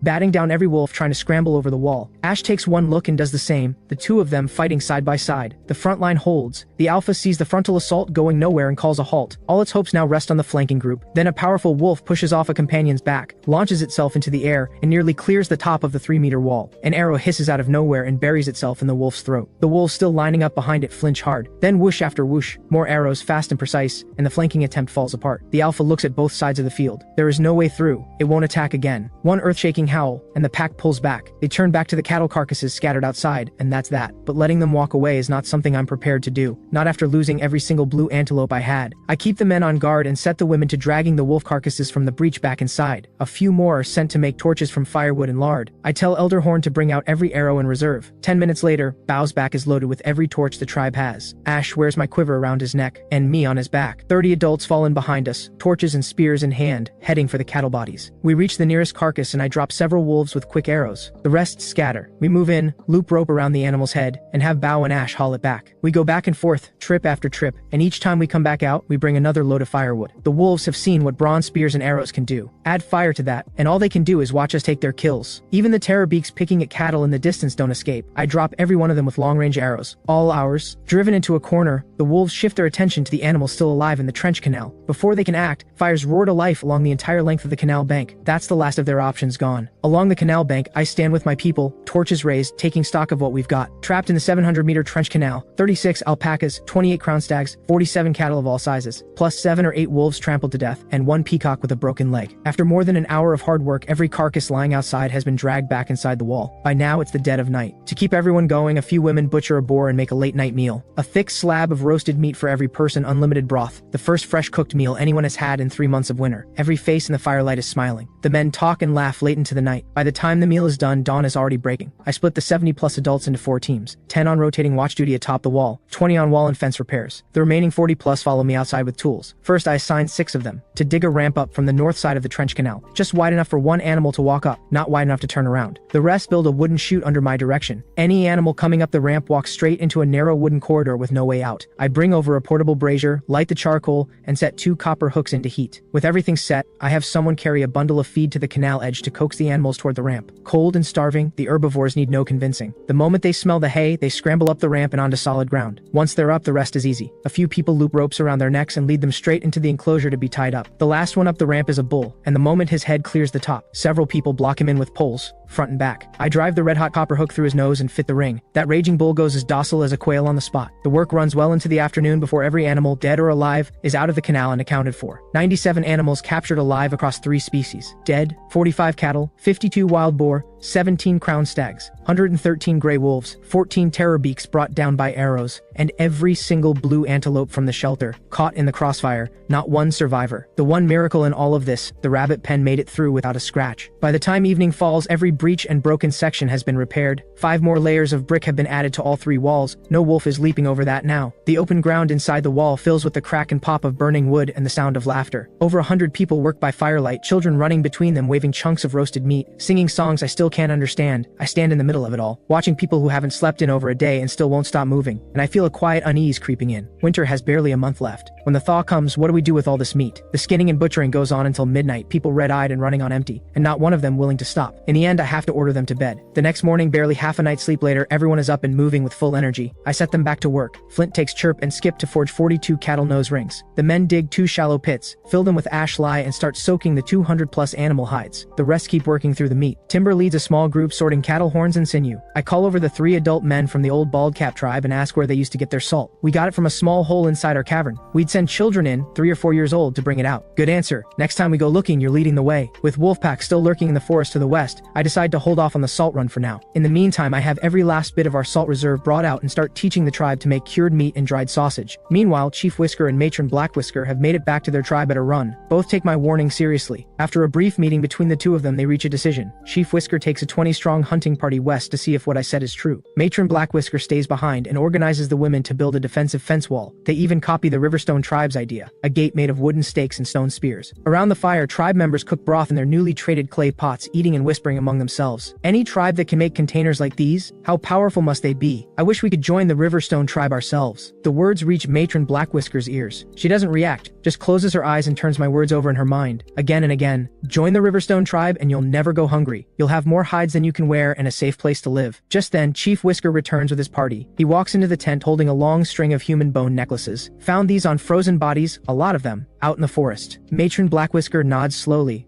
It's real. For a long moment, neither of them says a word. After a long silence, she speaks. I've had the tribe building a wall these past 2 days, but if the cannibal tribe actually attacks, it won't hold. A child could climb over that fence. Matron Blackwhisker lets out a long breath. Then we post more lookouts and get the women and children making weapons. If that day comes and we can't fight them off, we'll deal with it then. If only we had more people. Chief Whisker nods, gets halfway to his feet to go assign duties, then stops. I can get us more people. Matron Blackwhisker's eyes snap open. Tell me, now, you remember the Burr tribe? They'll want these clay pots just as much as we did. We trade the pots to them. The Riverstone tribe trades with us, 1 clay pot for 2 boys or 1 adult woman. We offer the Burr tribe double, 1 pot for 2 women or 4 boys. Then we take those people and trade the right number to the Riverstone tribe. The extra ones stay with us. Matron Blackwhisker breaks into a wide grin. You can do that with a trade? You clever little rat. Even I, on the other side of the stream, could never have seen this coming. The Stone Age's first middleman had just been born. Do it. Take some people and head for the Burr tribe now. Use the clay pots we already have. Chief Whisker gives a quick nod and heads straight out to get ready. Back at the Riverstone tribe, I'm still turning over the wolf problem in my mind. The pack hasn't shown itself in the forest in days. Our salt supply is down to about a month's worth. Waiting them out isn't a plan. I turn it over every way I can. Going out to fight is out of the question. Take too few people and would be walking straight into the wolves' jaws. Then from outside the cave, Sprout's little voice cuts through. Hold still. I said stop moving. Flint and Ox are fitting a nose ring on a wild bull, and the bull is not cooperating. Little Sprout stands behind it, wielding a thorny vine like he owns the place, swatting the bull on the backside. Something clicks. I laugh out loud. And before I've even finished thinking it through, I'm already heading out to collect thorn coils. The vines are roughly finger thick, covered in dense, hardened spines, perfect raw material for a lethal trap. I chop them into thumb-length segments with an axe, then submerge them in cold water to freeze. Once a shell of ice encases each piece, spines and all sealed inside, I coat the outside with a thick layer of lard. The moment a wolf swallows one of these, the ice melts in its stomach, the thorn coil springs open, and it's over. No way out. That afternoon, I ride Ash to the edge of the forest and toss out some animal offal as a gift. Give them something good first, get them comfortable. When I come back at dusk, the next delivery will be something very different. Thorn coils and their ice and lard coating are scattered all along the western forest edge. All that's left is to wait. With winter drawing to a close, there's no shortage of pressing matters, but spring planting and salt gathering sit at the very top of the list. The old plow was built for blue antelopes, far smaller than the cattle we now have. It's useless. A new design begins to take shape in my mind. A wooden frame fitted with 2 plow blades side by side. Meanwhile, Chief Whisker, that master of playing both sides, sets off on his first business venture. The Burr tribe numbers over 230 people, and their territory is blanketed with vast chestnut groves. Chestnuts can't anchor a meal for a tribe that size, but they've kept people from starving when the hunting is thin. Their settlement lies south of the Black Whisker tribe. Not close, not far. A solid day's walk. Chief Whisker marches out with 10 sturdy men. 1 full day later, they arrive at the Burr tribe just as supper is being prepared. Chief Burr and his shaman take one look at the newcomers and their blood boils. 3 months deep into winter, every tribe's stores are scraped bare. They can barely feed themselves as it is. What kind of nerve does it take to show up now? Chief Whisker reads the room immediately. All smiles, he explains he hasn't come to eat their food, and has his men bring out supplies of their own. Chief Burr's expression softens slightly. He leads them in. The settlement is a cluster of semi-underground earth houses, not entirely unlike the Riverstone tribe's kilns in shape. Half buried in the earth, a dome of branches above ground sealed with thick clay, a small smoke hole at the top. The moment Chief Whisker steps inside, his eyes go straight to the central fire. Burr tribe members are roasting chestnuts and dried meat. His mind is already doing the math. Cool as anything, he has his men set up a clay pot over the fire and start cooking their own meat broth right there in the middle of the room. Chief Burr can't take his eyes off the clay pot. Then he hears it also keeps you warm in the cold and makes food go further, and his interest turns into something sharper. With winter rations running out, making food last is everything. The moment the price comes up, they're at each other's throats. Chief Whisker only brought clay pots, no water jars or bowls for comparison. Without a reference point, Chief Burr can't gauge the value, and he thinks he's being robbed. After hard bargaining, they settle on a price: 1 clay pot for 3 boys, or 1 woman plus 1 boy. Chief Whisker's mind is already doing the math. He wants fighters. Boys only. Women slow things down, he figures. These boys are only 10 or 11, but by tribal reckoning, they're a year or 2 from adulthood. A little training, and they're ready to fight. Chief Burr isn't happy. Trading away that many able-bodied young people at once, even for a large tribe, that's a hit you feel. So they agree. agree. This once, boys only. Future trades must include women. Chief Whisker nods along enthusiastically, agreeing to everything. The next morning, Chief Whisker leaves 5 clay pots behind, collects his 15 boys, and heads home to the Black Whisker tribe with a very satisfied look on his face. With winter almost over, he's already got his mind on the next move, the trade with the Riverstone tribe, and he's itching to get it done. Back at the Riverstone tribe, the mood is electric. After the heart-stopping battle to defend our home, every member of the tribe fought with distinction. The rewards I promised before the battle, every single one of them is being paid out today. Wolf pelts, thick and warm, go to every adult in the tribe, men and women alike. Bronze ornaments are limited, but I hold nothing back. The men receive specially crafted bronze buttons, small, but they carry the weight of a medal, a mark of valor. The women get finely made bronze hairpins. Every face lights up. But the thing that sends the whole tribe into a frenzy is this. Every person gets a longbow. They've seen what these can do. The new standard longbow is built from desert jujube wood, dense with outstanding snap, strung with hemp fiber that is nearly impossible to snap under tension. The full draw length is 1.75 meters, matched to the height and strength of most tribe members. The power behind each shot is nothing short of fearsome. We have the timber and the tools. I thought mass production would be straightforward. Getting my hands on the actual work set me right on that. The first wall we hit, processing the wood. The material standards are demanding. The sapwood to heartwood ratio in desert jujube should be 1:2. All we have is a heavy timber saw that takes 2 people to pull, completely useless for fine work. The small hand saw handles branches fine. Logs are another matter entirely. I think hard for a long time and finally a memory surfaces. A tool I saw as a child, the bow saw. With a clear picture in mind, I divide the work fast. Flint makes a saw blade with holes at each end. Porter builds the wooden H-frame. Both are skilled craftsmen. A small tool like this is no trouble at all. I turn to my own problem, how to mark a straight line on raw timber. The first thing that comes to mind is the snap line. Ancient wisdom, simple and perfect. 2 points, 1 line, done. The tribe has hemp cord, but ink is another story. Time is pressing and I need ink now. I dig through everything I know about how the ancients made it. Pine soot ink, made from the residue left when oil-rich pine burns without enough air to combust fully. No need to build a kiln or run a flue, a simple brick hearth will do. I get pine branches burning, and thick black smoke billows up immediately. Before long, the bricks above are coated black. I scrape the soot off carefully, mix it with water into a thick dark paste and soak the hemp cord in it until it's saturated, then pull it taut. A simple snap line, no reel needed. Snapping it by hand works fine. Porter and I end up with ink black hands from end to end. We're deep in the work when Flint and Porter come running over, holding the freshly finished bow saw with barely contained excitement. I take the nearly 70-centimeter saw and give it a single pull. Sawdust sprays. The snap line disappears into the cut as the blade runs straight and true down the length of the log. The result is better than I expected. I order 20 more made on the spot. Push production this hard and we'll need more copper, which means mining again. And thinking about mining gets my mind moving toward something new, a boat. A flat bottom punt to be precise. The mine is upriver from here. Going on foot takes the better part of a day. Pack animals are slow, they wear out, and some stretches of the terrain simply won't let them through. There's no way to make it fast, but if we load a boat at the old Tree Hollow tribe's position and ride the current downstream, we're there in under an hour, with a full heavy load. The punt I have in mind has a slight upward curve at bow and stern, a flat square bottom, built specifically for inland river work. River depth here varies wildly. A flat bottom keeps the draft shallow. It floats steady even in the shallows, never grounds out. Safety and navigability, both excellent. Based on the river's width, I set the dimensions, 3 meters across, 8 meters long. A solid length to width ratio for stable, efficient movement. The hull will be reinforced with 2 longitudinal beams and 7 U-shaped keels, all pine, strong and built to last. The hull planking comes from desert jujube heartwood. The outer sapwood layers go toward longbows, every part of the tree used. No need to carve separate paddles. Our bronze shovels do triple duty as paddles, weapons, and tools all in one. The tribe watches me fuss over something new every single day, burning with curiosity. Only the people from the old Tree Hollow tribe seem to have a rough idea of where this is going. They watched me build a simple shelter from branches once, and this flat bottom punt runs on the same basic idea. That evening we're all deep in the work when Feather, up on watch, bellows out at the top of his lungs. 20 plus people coming down the east stream, looks like Black Whisker tribe, heading straight for us. My stomach drops slightly. Something feels off. I scramble up the wall for a look. It's Chief Whisker, 10 adults and 10 boys moving at a clip. I frown. The Black Whisker tribe is barely 150 people. Where did all these near-grown boys come from? The tribe members we previously traded from the Black Whisker tribe hear the shout and perk up, hoping it means another trade. Maybe even family. They come running out, faces full of hope, scanning the group for familiar faces. The boys from the Burr tribe trailing behind Chief Whisker are completely lost. All they know is their chief traded them for 5 stone slabs. They don't fully understand, but there aren't many complaints. They just follow along. Chief Whisker reaches the gate, cranes his neck to look up at the wall, taller than before, then peers inside the enclosure. 180-odd animals. Dense racks of cured meat, over 100 stretched hides. His eyes look ready to fall out of his head. If he hadn't spotted my gold crown, he'd have thought he had the wrong place. He swallows hard. This is the Riverstone tribe? I'm Chief Whisker. I'm here to trade for pottery. I look over the group and let it go without comment. Standard procedure, weapons surrendered before anyone comes inside. I send someone to fetch clay pots and keep watching Chief Whisker carefully. He can't understand a word I'm saying, but guilt is written all over him. He puts on an act of innocent confusion and busies himself staring at everything around him. Truth be told, the more people he brings me, the better. Raise them up and they work. Trading clay pots for future workers is a deal I'll take every time. Fang and Stone bring out 5 clay pots. The trade is clean and simple. 10 boys for 5 pots. Dusk is closing in, and wolf activity outside is picking up. I offer Chief Whisker's group a night's stay before heading back. I pull him toward the cave and call out to the tribe.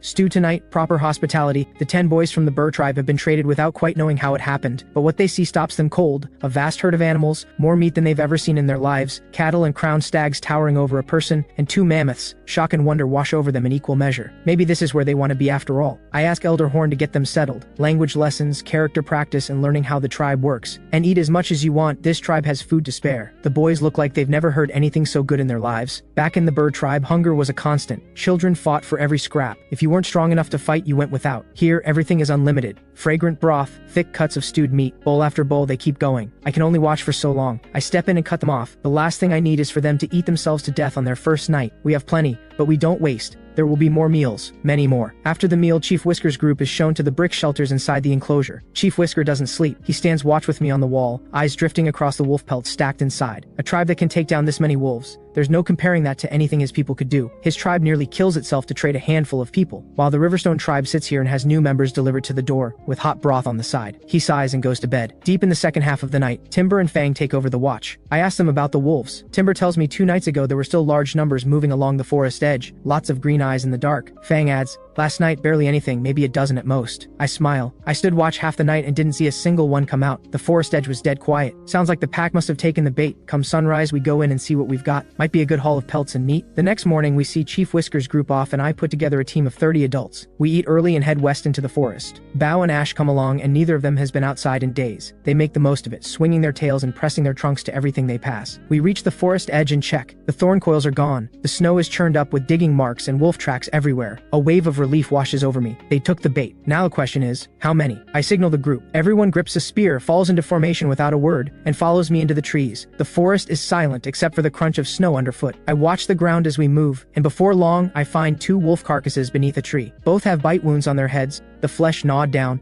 the fur torn apart in patches. 3 more hours of walking brings us to the valley where we collect sisal. The wolf tracks in the snow here are chaotic, and they lead toward the hill where the old Baldcap tribe used to live. A thought crosses my mind. Don't tell me they crawled into that cavern under the Baldcap hill. Sure enough, we crest the hill and find them. Several frozen wolf carcasses, bellies distended, hindquarters soaked in dried blood. I have the bodies marked and gathered, and we push west. More wolf carcasses appear along the way, here and there between the trees. Just before midday, we enter the 1-kilometer radius around the cavern. The wolf tracks here are packed together. Odds are strong the pack is in there. I move the group in quietly and spread them wide. The area is unnervingly still. Minutes later, we reach the cavern entrance and see it for what it is. Most of the wolves inside are dead. The few that aren't lie there barely breathing, managing only low, rattling growls. No strength left to do anything more. I give the order immediately. Pairs, go in and finish every last one. The tribe fans out in pairs and gets to work. Wolf meat is edible and this tribe wastes nothing. Every carcass is happily claimed. I take the 3 men from the old Baldcap tribe and head straight for the back of the cavern, toward the underground opening. It's covered by a large flat stone, the same color and texture as the surrounding rock, near invisible. No wonder we missed it last time. I wave over a few people and we shift the stone aside. Beneath it,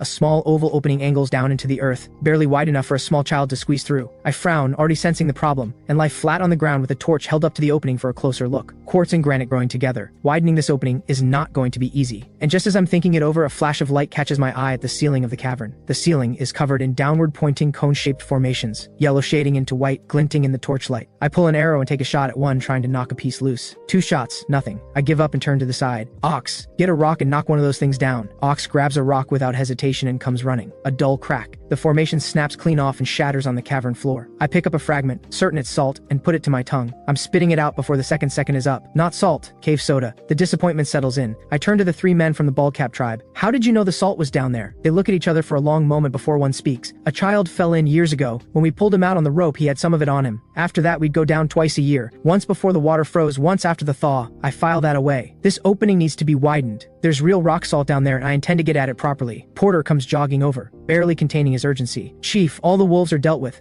78 total, but there are 8 pups. What do we do with them? Wolf pups. My eyes go wide. I'm already walking before I've said a word. I find them huddled against the body of their dead mother, shaking and crying out from hunger. Something in my chest tightens. I tell the tribe to take them back and raise them right. Then a thought hits me. The more I think about it, the more it doesn't add up. Over 100 wolves escaped from the fight earlier. Only 78 here. Where did the other 40 odd go? The question is still in my head when a cry of pain erupts from somewhere to the west. I snap to attention and signal the tribe. Hold the cavern entrance. I take my bow, grab a spear, and follow the sound. A quick jog brings me to a sun-facing slope about a kilometer out. 27 gray wolves, circled tight, tearing into something enormous. An ironhide. It looks like an ancient rhinoceros, armored in layer upon layer of thick hide, massive beyond reckoning. Several tons, at a guess. It has been torn apart. The belly and other vital areas are bleeding freely, blood welling out with every breath. Its dull gray eyes find me, and something in them sparks. A look so full of desperation it stops me cold. It's asking me to help. 2 wolves on the outside of the circle clock me immediately and break toward me, teeth bared. Stay out of this. I don't move. I raise my bow. Whoosh, whoosh. Both wolves go down in convulsions before they reach me and go still. The rest of the pack erupts. Ah, woo. And they all come at me at once, a wave of gray fur and snapping teeth. I slam the longbow into the nearest wolf's face, roll sideways on the ground,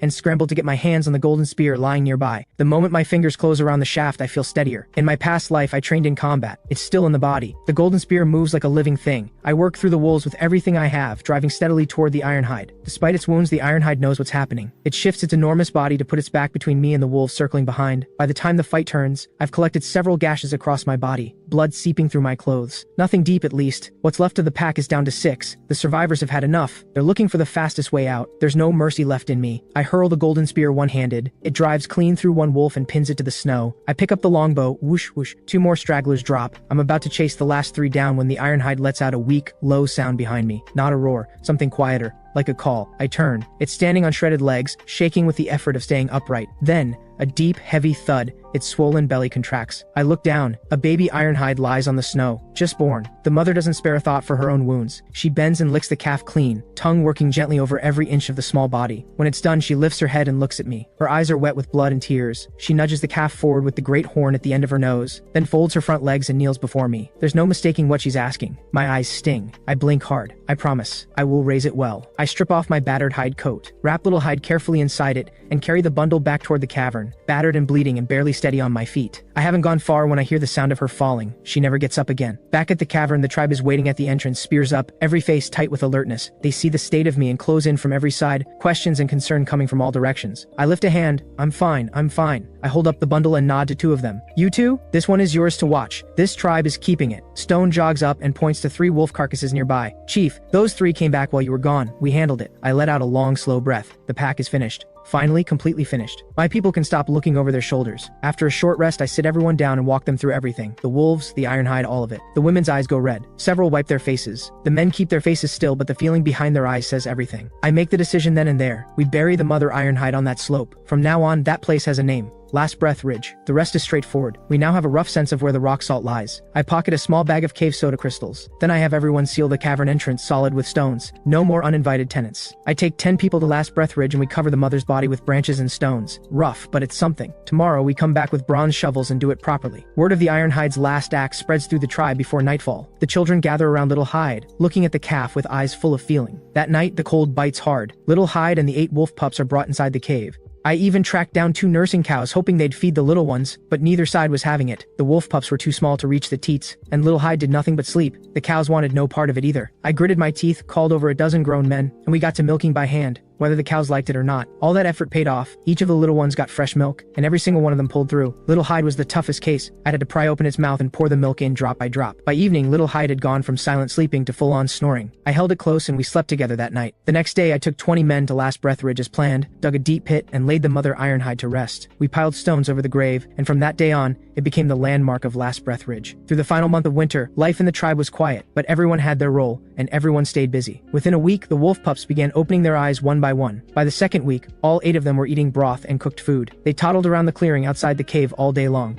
just like newborn pups finding their legs. Little Hyde's pinkish coat slowly faded to a pure creamy white, and a small bump had begun to form right where its horn would one day grow. It could now stand on its own, wobbling its way over to the cow for milk. By the third week, the woodworkers had something to celebrate. 70 straight-draw longbows were finished. I personally tested and adjusted every single one. The quality was top-notch. The women kept just as busy crafting arrows, though for now they only finished the shafts without arrowheads, the tail feathers already glued on and ready. I planned to forge the bronze arrowheads after the next mining trip. For now, the tribe was still training with the 200-odd arrows I had stockpiled earlier. One morning that week, every adult in the tribe assembled on the field, each one armed with a longbow, lined up in 3 rows for target practice. All at once, whoosh whoosh whoosh, arrows cut through the air. But being their very first drill, things got a little chaotic. Some arrows hit the grass, some vanished into the sky. A few didn't even leave the bow. The arrow just dropped right at the archer's feet. I could only shake my head and laugh, going down the line to correct each one. With winter nearly over, Chief Whisker showed up at the tribe again to trade, this time bringing 3 women and 6 boys. The boys who had been traded over before spotted familiar faces among the tribe members and lit up with a mix of shock and joy. But I knew the truth. There weren't many more trades like this left. Clay pots don't wear out. Sooner or later, everyone would have enough. If the tribe was going to keep growing, we'd need a different approach. Around the same time, the boat-building project reached its final stage. When the tribe laid eyes on the finished vessel, everyone lit up with joy. They hadn't seen it on the water yet, but every person had a hand in building it, and every heart was full of pride. Ox grabbed both sides of the hull and heaved with everything he had. The boat didn't budge an inch. He scratched his head and asked, "Chief, this boat's massive. How are we supposed to get it into the river?" I gave him a quiet smile and pointed to the trench canal not far away. "We bring it there, that's all." Ox's eyes went wide. "But there's no water there." I kept my secret and waved the group over without a word. "Grab your shovels, bring a few carts and woven baskets. Follow me." Winter was nearly done, the air was warming up, perfect timing to bring in the water. I led a crew of around 30, all armed with tools, marching to the far end of the trench canal. The commotion drew a crowd. Tribe members who hadn't been outside the walls in ages came out to watch, as if it were a show. The children were the most excited, herding the 8 young wolf pups ahead of them, laughing and running out in front. Sprout wasn't about to be left out. He ran off and dragged over Rumble, Little Hyde's companion, who had just finished nursing and was in no mood to move. Bow and Ash had already vanished into the distance. Only their trumpeting calls drifted back. Looks like those two were out celebrating spring on their own terms. At the end of the trench canal, all that stood between us and the stream was a 2-meter strip of unbroken earth. Break through that last stretch, and the water would flow. We got straight to work. Everyone knew their job. One person jumped into the trench and dug hard, while others up top scooped the loose earth into woven baskets. The rest hauled the loaded baskets away. Everyone was working up a storm. By late morning, only about 30 centimeters of earth remained, and then water started seeping up through the bottom of the trench. I shouted at once for everyone in the trench to climb out. "Everyone out now!" I quickly tied a rope tight around my waist, had the others hold firm and climb back down into the trench with my shovel. That last bit was too dangerous to ask of anyone else. I gripped the shovel and drove it in again and again. Then it happened. A furious jet of water blasted through the gap like it had gone mad, launching me clean off my feet. The tribe screamed and hauled on the rope with everything they had. In seconds, they yanked me up onto the bank. The water surged harder and harder, and within moments it had torn the gap wide open, a hole nearly a meter across. Everyone stood frozen on the bank, eyes locked on the rushing water. The wolf pups had never seen anything like it. They yelped in panic and scattered in every direction. Sprout and Rumble were shaken too, bolting behind me for cover, but before long the current settled into a steady flow. The women had already pulled out their woven baskets and were happily scooping up fish. The same people who had been puzzling over how to move the boat just moments ago now stood wide-eyed, faces full of wonder. I smiled and said to them, "Well, the water's right here now. No more long trips just to fetch it." Everyone marveled at what they just witnessed. And at last, it all clicked. Back when I first called a halt to other work and set everyone to digging the canal and making bricks, no one quite understood why. When the trench accidentally caught wild animals, some thought it was a hunting trap. Only now, watching the water fill the long canal, did everyone truly understand. But this was only the beginning. Digging irrigation channels along the canal, tilling the land, growing crops. A tribe that never goes hungry, that was the real goal. No time to waste. Spring had arrived, and the farming plan couldn't wait. At midday, the tribe erupted in celebration, gathering for a feast to mark the completion of the water channel. After the feast, I grabbed a bundle of thin rope and led the tribe out to the planned rice paddies. Growing rice was no simple task. The fields had to stay flooded for a long time. Flood irrigation was essential, and every patch of land had to be used to its fullest. That raised a key question. How much rice should the tribe plant, and how much land did we need to set aside? Wild rice grains were nearly twice the size of the polished rice I remembered from my past life. A gin of regular rice holds around 26,000 grains, while wild rice comes in at roughly 12,000 per gin. With seeds in limited supply, doubt crept in. Back in my past life, the closest I'd come to farming was growing a few days' worth of greens. I knew nothing about growing rice. There was no way I'd just throw all the seeds into the ground at once. If the whole crop failed, we'd be in serious trouble. After going back and forth, I made the call. Use only half the seeds, roughly 264,000 grains. A quick calculation told me 64 mu of land would do. Not an endless expanse, but nothing small either. If the plot stretched 400 meters long, it only needed to be 107 meters wide. nearly the size of 6 football pitches. Once the plan was set, the fields were laid out in a clean line along the southern bank of the canal. The end of the plot closest to the walls sat about 300 meters from the stream. Next came the irrigation channels. Every horizontal and vertical line had to be thought through carefully. 20 channels were dug side by side, each less than a meter wide, about half a meter deep, running 110 meters straight to the south. The workforce was sorted too, 50 adults per shift, and the tribe had exactly 50 shovels to go around. Each person covered just over 2 meters, and all 20 channels were done in under half an hour. With everyone pulling together, the whole thing was finished in a single day. On the very first day of the new year, as if right on cue, a gentle drizzle arrived without warning. Everyone who had held their breath through a long, hard winter finally exhaled. It was over. Meanwhile, every tribe in the region was taking stock, tallying up what winter had cost them. The reports were grim. For tribes smaller than 100 people, losing 10 was considered getting off easy. Most of those lost were children and grown men. The winter had simply dragged on too long. Many tribes ran out of food and couldn't hold on until spring. There was nothing to be done. Men went out hunting through the snow and wind. The lucky ones stumbled across a lone animal or gathered a handful of nuts. The unlucky ones came back empty-handed, or didn't come back at all, either frozen to death or wiped out by a herd. Even those who made it back were mostly wounded. Frostbitten ears, fingers, and toes were common. Permanent injuries were everywhere. Compared to all of that, the Riverstone tribe had been extraordinarily fortunate.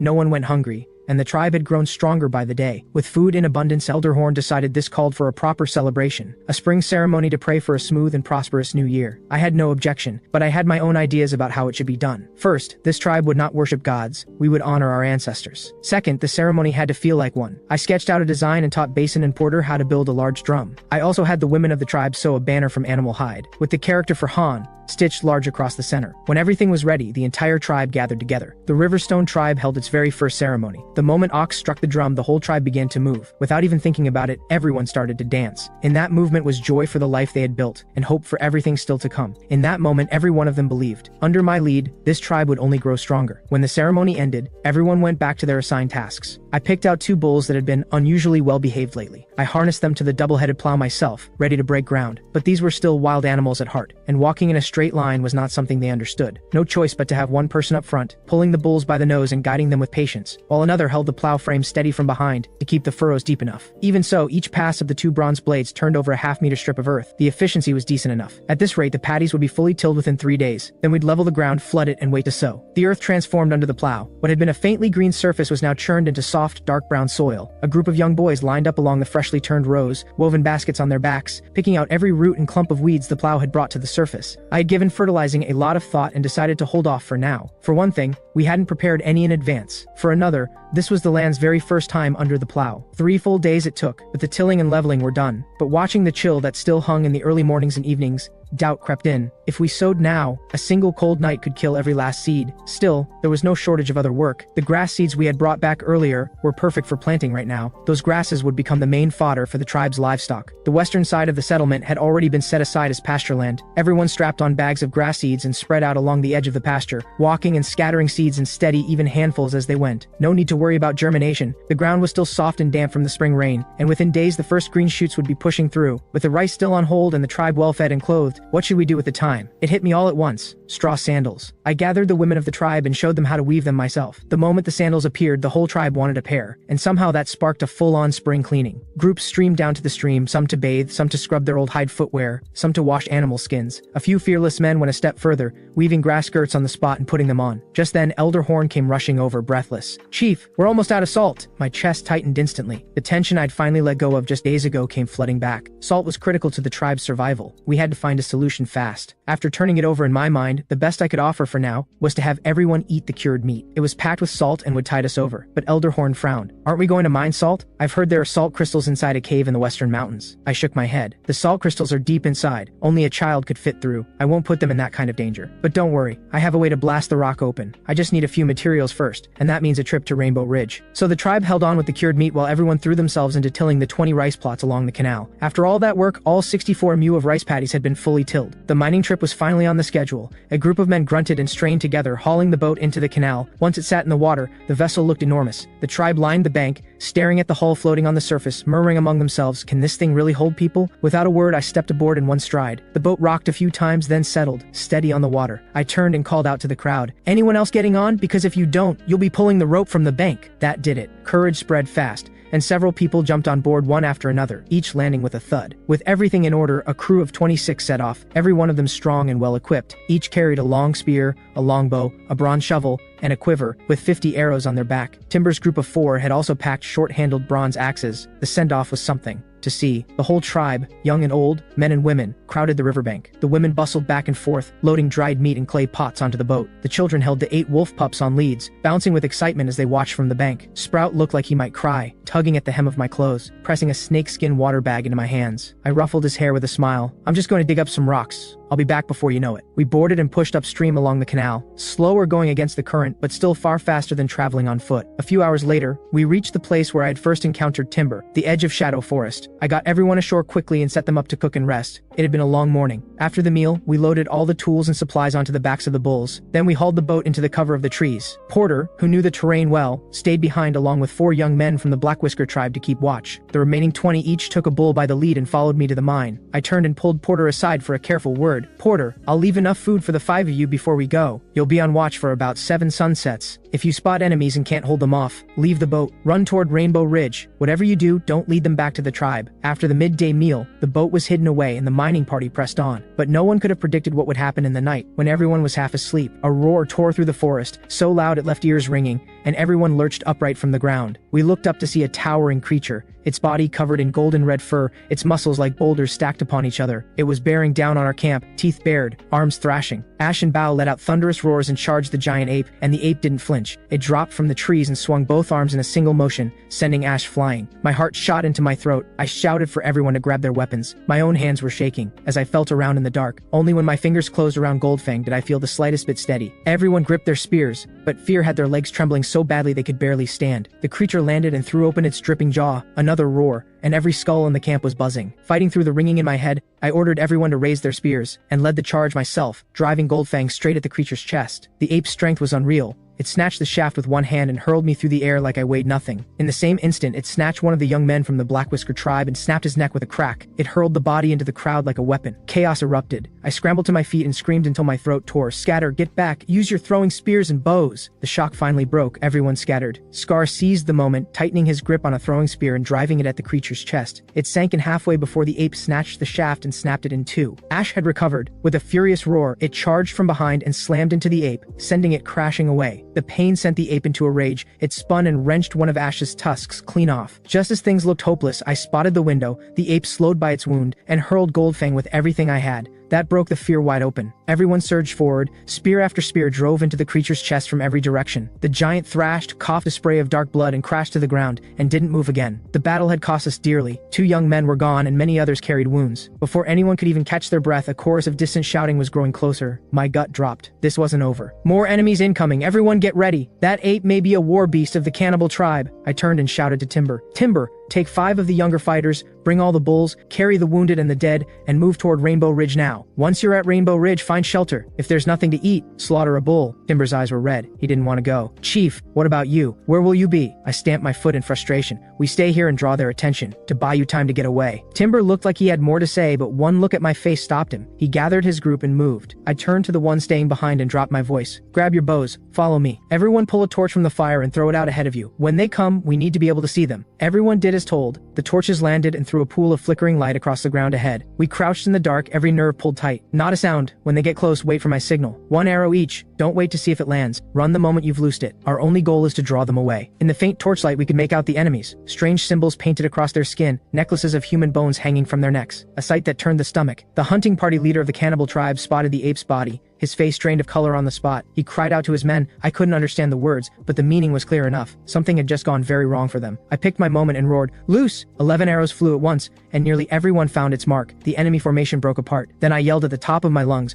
"Run!" We sprinted south on purpose, drawing the pursuers along, all the way to the edge of Black Whisker tribe's territory. The Black Whisker tribe had no idea what was coming. They were calmly making breakfast. One woman had gone to the stream to fetch water when she caught sight of a group of strangers, weapons in hand, creeping closer from the shadows. She nearly dropped her clay pot. She didn't even stop for the water. She turned and sprinted back to camp, screaming as she ran, "Enemies! Enemies!" The moment the cry reached him, Chief Whisker had his men grabbing stone spears and sent the women to the rear with rocks to defend. But the cannibal tribe didn't slow down. The moment they were close enough, a volley of stones came flying. The Black Whisker tribe had no shields. Everyone scrambled to dodge, and the formation collapsed instantly. Then came the bone spears, and several of the Black Whisker fighters went down. Chief Whisker's eyes went red with desperation as he urged his people to fight back, but their stone spears were weak and couldn't reach far enough. The cannibal tribe seized the opening and rushed the perimeter, pushing the wooden fence wall down together. The two sides crashed together in brutal close combat. Just when the Black Whisker tribe was on the edge of collapse, the Riverstone tribe hit the enemy from behind like soldiers falling from the sky. First came a volley from range. One arrow struck a man pushing at the wall squarely in the back, and he dropped without a sound. The Black Whisker tribe stood frozen in disbelief. Matron Black Whisker spotted me first and erupted, "It's the chief of the Riverstone tribe. He's come to save us." The Riverstone fighters used the high ground to their advantage, raining arrows down on the cannibal tribe before they could adjust. After several volleys, I bellowed, "Hold the bows!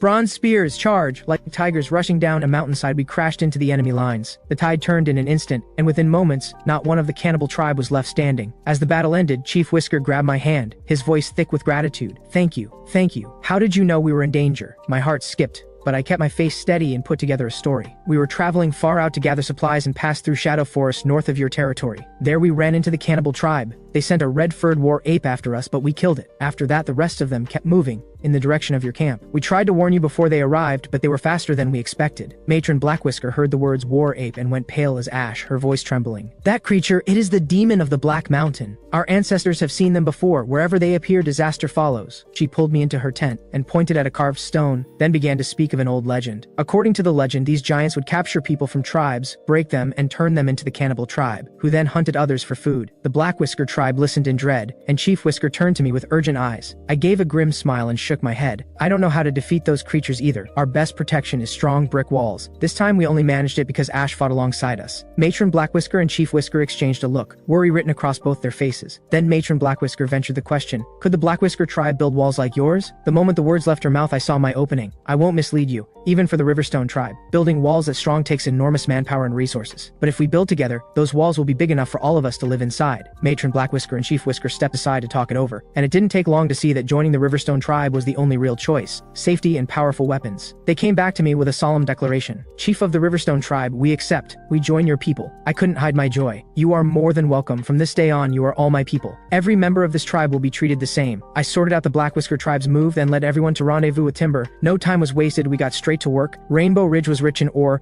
and the team dug with everything they had, hauling out a solid load of railgar. We also collected limestone and iron sulfide. I planned to use the iron sulfide to produce sulfuric acid, which would let us blast open the salt cave. Once the mining was done, I met up with Porter and the others, who had been guarding the boat, then got the ore-loaded bowls aboard. The boat sat low in the water under the weight of the ore. We squeezed a few more people on and let the current carry us downstream at a good clip. It wasn't long before we spotted the tribe waiting on the bank. The newly joined Black Whisker tribe members were there too, everyone cheering from the bank as we came in loaded. The men rushed over to help unload, but I stood there frowning. With the tribe grown this large, figuring out where to put everyone had become a real problem. The cave was cramped and small, nowhere near enough room. The only option was to build thatched shelters in the open space inside the walls. Fortunately, the Black Whisker tribe had no complaints about that. They were used to living in thatched shelters. And arriving at the Riverstone tribe, seeing mounds of meat and hides, lively large animals penned up everywhere, they couldn't be happier. Without a word of complaint, they got straight to work putting up their shelters. I then announced to everyone that from now on, all waste had to go in one designated spot. That was natural fertilizer, and none of it was going to waste. Once the shelters were sorted, I turned to Flint. "Fire up as many clay vessels as you can over the next few days.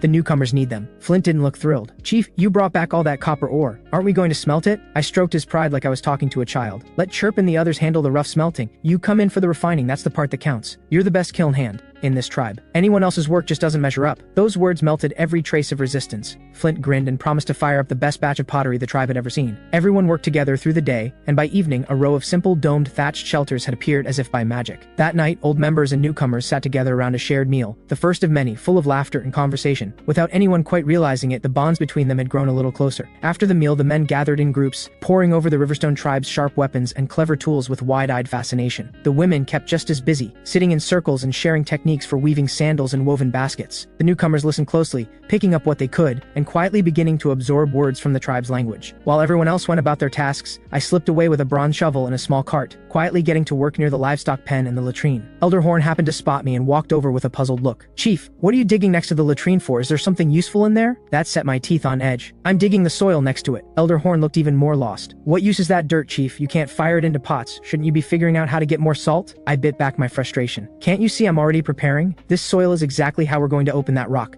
Now leave me to it. I know what I'm doing." Elder Horn stood watching my back as I worked, full of doubt. Digging dirt to open a rock? Sounds more like an excuse to me, but I knew exactly what I was doing. The soil near the latrine was rich in saltpeter, and saltpeter could be refined into blasting powder. I set a few women to work extracting the saltpeter crystals. The process was not so different from refining salt. By the next day, bright white saltpeter crystals had been successfully extracted. With the saltpeter in hand, the next step was to get nitric acid and glycerin. These would be combined into blasting oil, and the glycerin had to be separated from animal fat. Fortunately, after the wolf pack attack the previous winter, we had stockpiled plenty of animal fat. Raw materials were not the problem. The nitric acid required a reaction between saltpeter and sulfuric acid, but we didn't have any sulfuric acid yet. That's when I turned to iron sulfide ore. I picked a flat patch near the usual charcoal pit and got to work step by step. First, a stack of firewood, then slabs of iron sulfide ore arranged in a grid pattern around it. The whole thing was built up into a mound, the wood buried completely, with only a few small holes left at the base for lighting. Over the ore we packed a thick layer of dry grass, then sealed everything under a coating of wet clay. With everything set, I used a thin branch to carry a coal ember and carefully lit the wood through the bottom vents. The iron sulfide ore was rich in sulfur. Within moments, everything inside the clay shell was burning fiercely. The oxidation reaction was slow. It would take about half a month to complete. While we waited, I set to work shaping clay into distillation equipment for refining both sulfuric acid and nitric acid, left to dry before firing in the kiln. That kind of precise work I trusted to Flint, while I took the time to check on the livestock. The weather was warming fast. Animals were shedding their winter coats. The moment I saw that, I knew it was time to prepare for planting. The storehouse held wild rice, peanuts, chili seeds,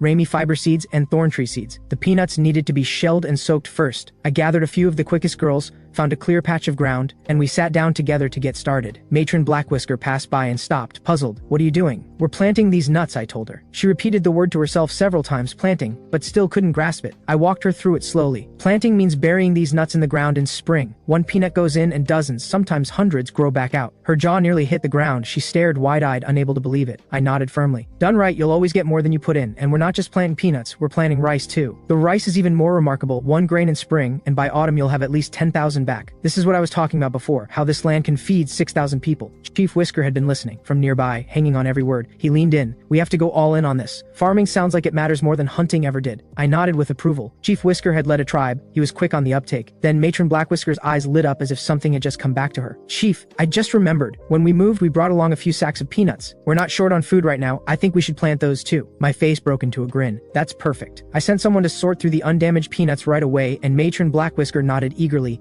leaning on her walking stick as she went off to see to it. Chief Whisker tugged at my sleeve, almost impatient. "Chief, what about me? What's my job?" "Round up a few men and come help me plow," I said. His face lit up and he ran off to gather his crew. Early the next morning, an experienced woman from the Riverstone tribe led the bull from the front, while Chief Whisker held the plow steady from behind. Watching the soil rise and curl behind the bronze blade like a slow wave, Chief Whisker was both astonished and thrilled. I had my own work to tend to. I had already submerged 22 gin of rice seed in a large water jar. The seeds needed to soak for at least 24 hours. While the seeds were soaking, I opened the irrigation channel to flood the westernmost paddy. That plot would become the seedling nursery. Once the peanut seeds were sorted, those went into soak as well. To get the rice, peanuts, and chilies all planted at the same time, Chief Whisker drove his crew hard. 136 mu of land, worked from first light to last, backs aching and legs burning, but not a single person lost their drive. When a person tired, someone else took over. When a bull tired, a fresh one was swapped in. The 2 bronze plows never stopped turning through the earth. In less than 2 days, every planned plot had been turned. The soil was loose and airy, every weed pulled clean. The soaked seeds were lifted from the water, carefully wrapped in dried grass, misted with water, and set beside the charcoal kiln to sprout. On the 3rd day, I began scattering the sprouted rice seeds evenly across the prepared field, then pressed a thin layer of soil lightly over the top. Finally, the irrigation channel was opened to flood the paddy. Peanut planting required a bit more care. Rows were set half a meter apart, each plant spaced 15 centimeters from the next. The planter held a bowl of peanuts in one hand and a pointed wooden dibber in the other. Measure the gap with the dibber, dig a small hole, drop in 2 peanuts, cover with soil, move to the next. Repeat the cycle, then water everything together at the end. Chilies followed a similar method. 1 cluster every half meter, 30 centimeters between each plant. dig, sow, cover, water, one motion flowing into the next. During planting, nearly 200 members of the Riverstone tribe were out in the fields. I was out there too. With that many hands, all 140 mu of farm work was done by midday, and nobody even felt that tired. The day after planting, the tribe settled back into its regular rhythm, with Flint returning to the kiln. The pottery he fired wasn't just for daily use among the newcomers. Stock was being set aside for future trades with other tribes. Skip, Chirp, and the brothers Reed and Brooke were fully absorbed in copper smelting. Watching them grow more skilled by the day, I decided it was time to bring them more help. With the hunting party's upgraded gear, bringing down game had become almost effortless, more than the tribe could eat. But as the weather warmed, keeping meat fresh became the problem. The hunting party had to pause, and I wasn't about to let anyone sit idle. Some were sent into the hills behind the settlement to gather thorn tree spines. Those spines made excellent arrows and were a vital resource. We needed a large stockpile, and we could plant a few thorn trees while we were at it. Another group was sent to fell trees, the trunks for building and crafting, the branches dried for firewood, and a third group went into the jungle to catch birds. I was determined to grow the livestock operation. Bird feathers were perfect for fletching arrows, and we couldn't be scrambling to catch wild birds every time we needed to fight. A sustainable flock was the answer. There were several species nearby worth keeping: grouse, guinea fowl, and red-tailed jungle fowl. I sectioned off a patch beside the rabbit pen and built a proper coop from bricks, wooden posts, and thatched grass. A shoulder-high fence was put up around it, and once the captured birds had their wing and tail feathers plucked, they couldn't get airborne. Fodder was easy. Wild greens, clover grass, and ryegrass from the nearby pasture were all growing thick and fast, more than enough to keep the flock fed. 3 days later, just after dawn, Matron Blackwhisker and Elder Horn had their heads together, whispering excitedly about something. I had barely stepped outside the wall when they spotted me. Elder Horn cupped his hands around his mouth and called out, "Chief, come look, the rice you talked about, it sprouted." I had been half asleep,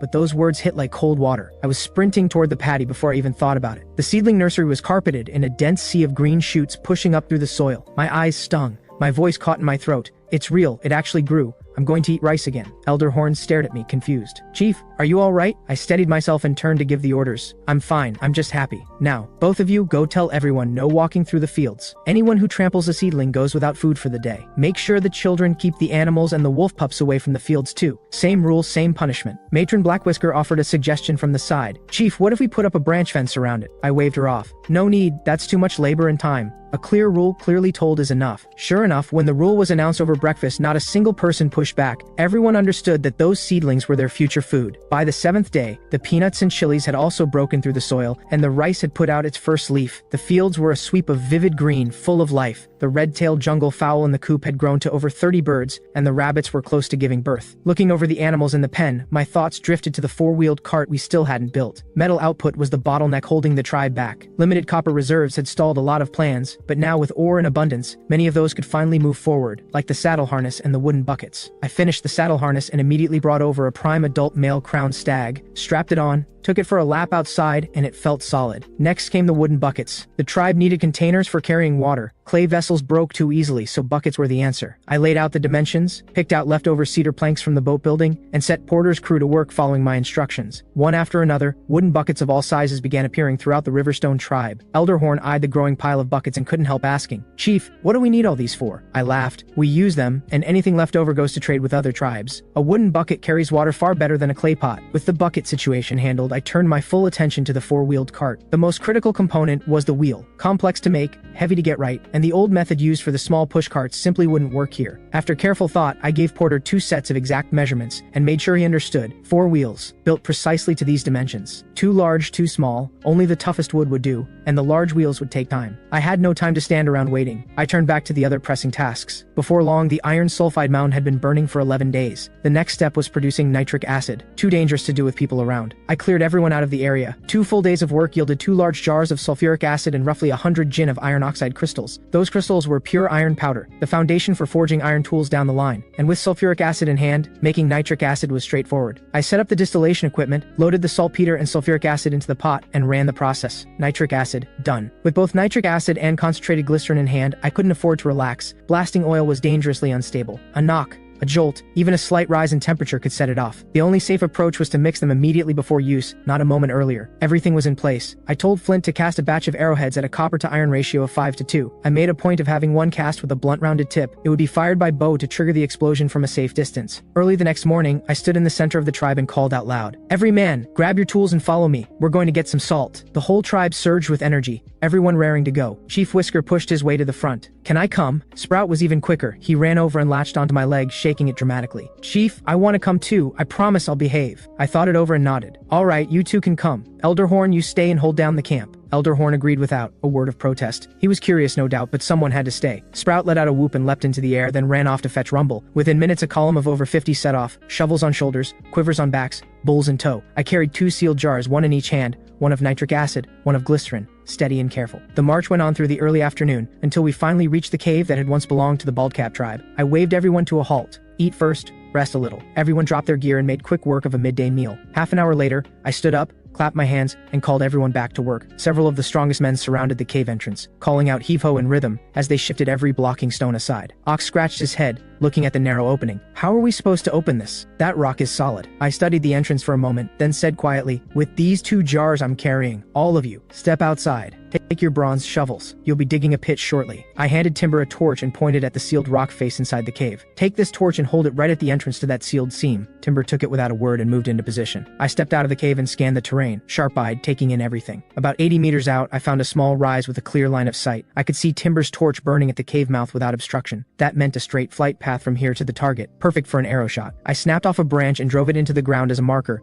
then called everyone over. Dig here, half a person's height deep. The order was given and shovels hit the earth immediately. When the pit was nearly deep enough, I gathered everyone around. Take all the bulls and move to the slope below Last Breath Ridge, about 1 kilometer from here, and wait. There's going to be an explosion, loud enough to shake the ground. Don't move until it's completely quiet. Then come back here and look for me in this pit. Everyone nodded solemnly, then led the bulls away into the distance. I carried the 2 jars carefully back into the cave. Inside, the light was dim and the fire flickered. The air felt tight with tension. I took a slow breath, eased open the jar of concentrated glycerin, and began adding the nitric acid drop by drop. Then, using a plain wooden arrow shaft, I stirred the mixture with absolute care. The whole process took well over 10 minutes. Every single motion deliberate, every second braced for the possibility of getting it wrong. With a full jar of blasting oil prepared, I set it down at the entrance to the sealed rock seam. Then I crouched and moved deeper into the cave, lit a fire for light, so the target would be visible from outside when I took the shot. With everything in place, I walked briskly to the pit. My heart was pounding like a drum. I watched until the last person had cleared the area, then slowly raised the bow, drew, and aimed, and with a sharp snap of the string, the arrow blazed forward like a falling star. No hesitation. I dropped the bow, folded down into the pit, and clamped my hands hard over my ears. The next moment, a deep, thunderous boom tore through the world like the earth itself had cracked open. The sealed rock face was blasted into a vast gaping crater. What had been buried deep was now fully exposed to the open sky. The shockwave from the cave entrance hurled earth and rock in all directions, burying me under the debris in an instant. Every bird within 500 meters exploded into the sky at once, and tree branches were snapped clean off. A kilometer away at Last Breath Ridge, the Riverstone tribe stood waiting with tight nerves. Then the ground lurched beneath their feet. Matron Blackwhisker, leaning on her walking stick, stumbled and fell. Chunks of rock shot into the sky like a burst of fireworks, fist-sized stones landing as far as Last Breath Ridge. The bulls went wild with panic, thrashing against the ropes, but they were tied fast to the trees and couldn't break free. Bow and Ash lost their nerve completely and bolted down the slope. Timber roared at the top of his lungs, everyone down. The crowd snapped out of their daze and threw themselves flat. Chief Whisker stood completely still, face frozen in disbelief at what he had just witnessed. Minutes later, back at the Riverstone tribe,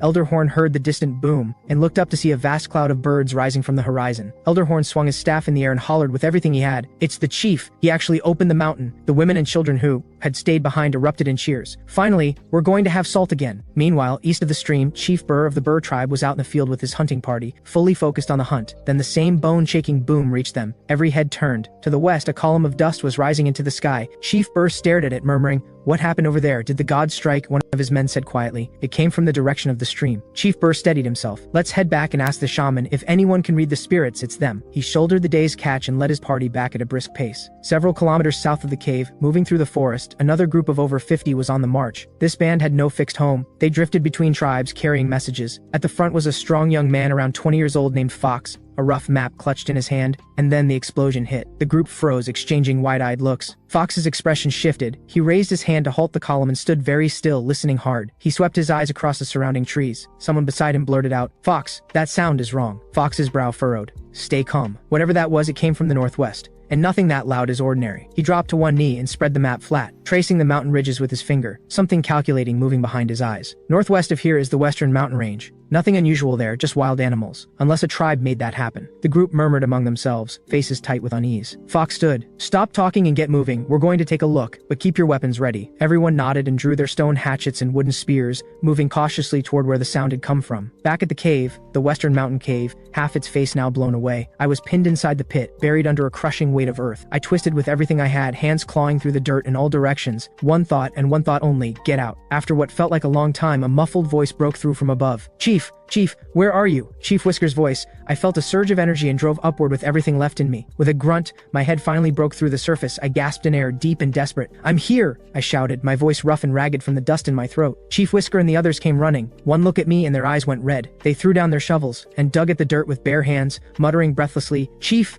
we found you, thank the spirits. That noise nearly stopped all our hearts. I let myself steady, accepted the hands pulling me upright, brushed off the dust and managed to smile. I'm all right. Then, without wasting a moment, I led everyone toward the cave to see what the blast had done. Where there had once been a narrow crack, there was now a wide open cavern, and along the shattered walls, layer upon layer of white crystal rock was laid bare. In the light, it shimmered and glittered, like the inside of a silver mountain. Everyone stood speechless. I snapped them out of it. We're burning daylight, let's get mining. That broke the spell. Everyone got to work, full of fire. A few quick-thinking members of the tribe were already weaving simple vine ropes to haul the salt chunks out. While everyone worked up a storm, something caught the edge of my vision. A few shapes curled in the shadow of the cave. My chest tightened. I stepped closer, and my face went still. They were the dried remains of children. Small bodies, ragged cloth, limbs twisted in the corners of the rock. They had died in pain, in the dark, without anyone coming for them. My eyes stung. Something hollow settled in my chest. I turned and said quietly, bring some dry wood. We'll give them a proper send-off. A few tribe members nodded in silence. Before long, a fire was burning inside the cave, the flames reaching high,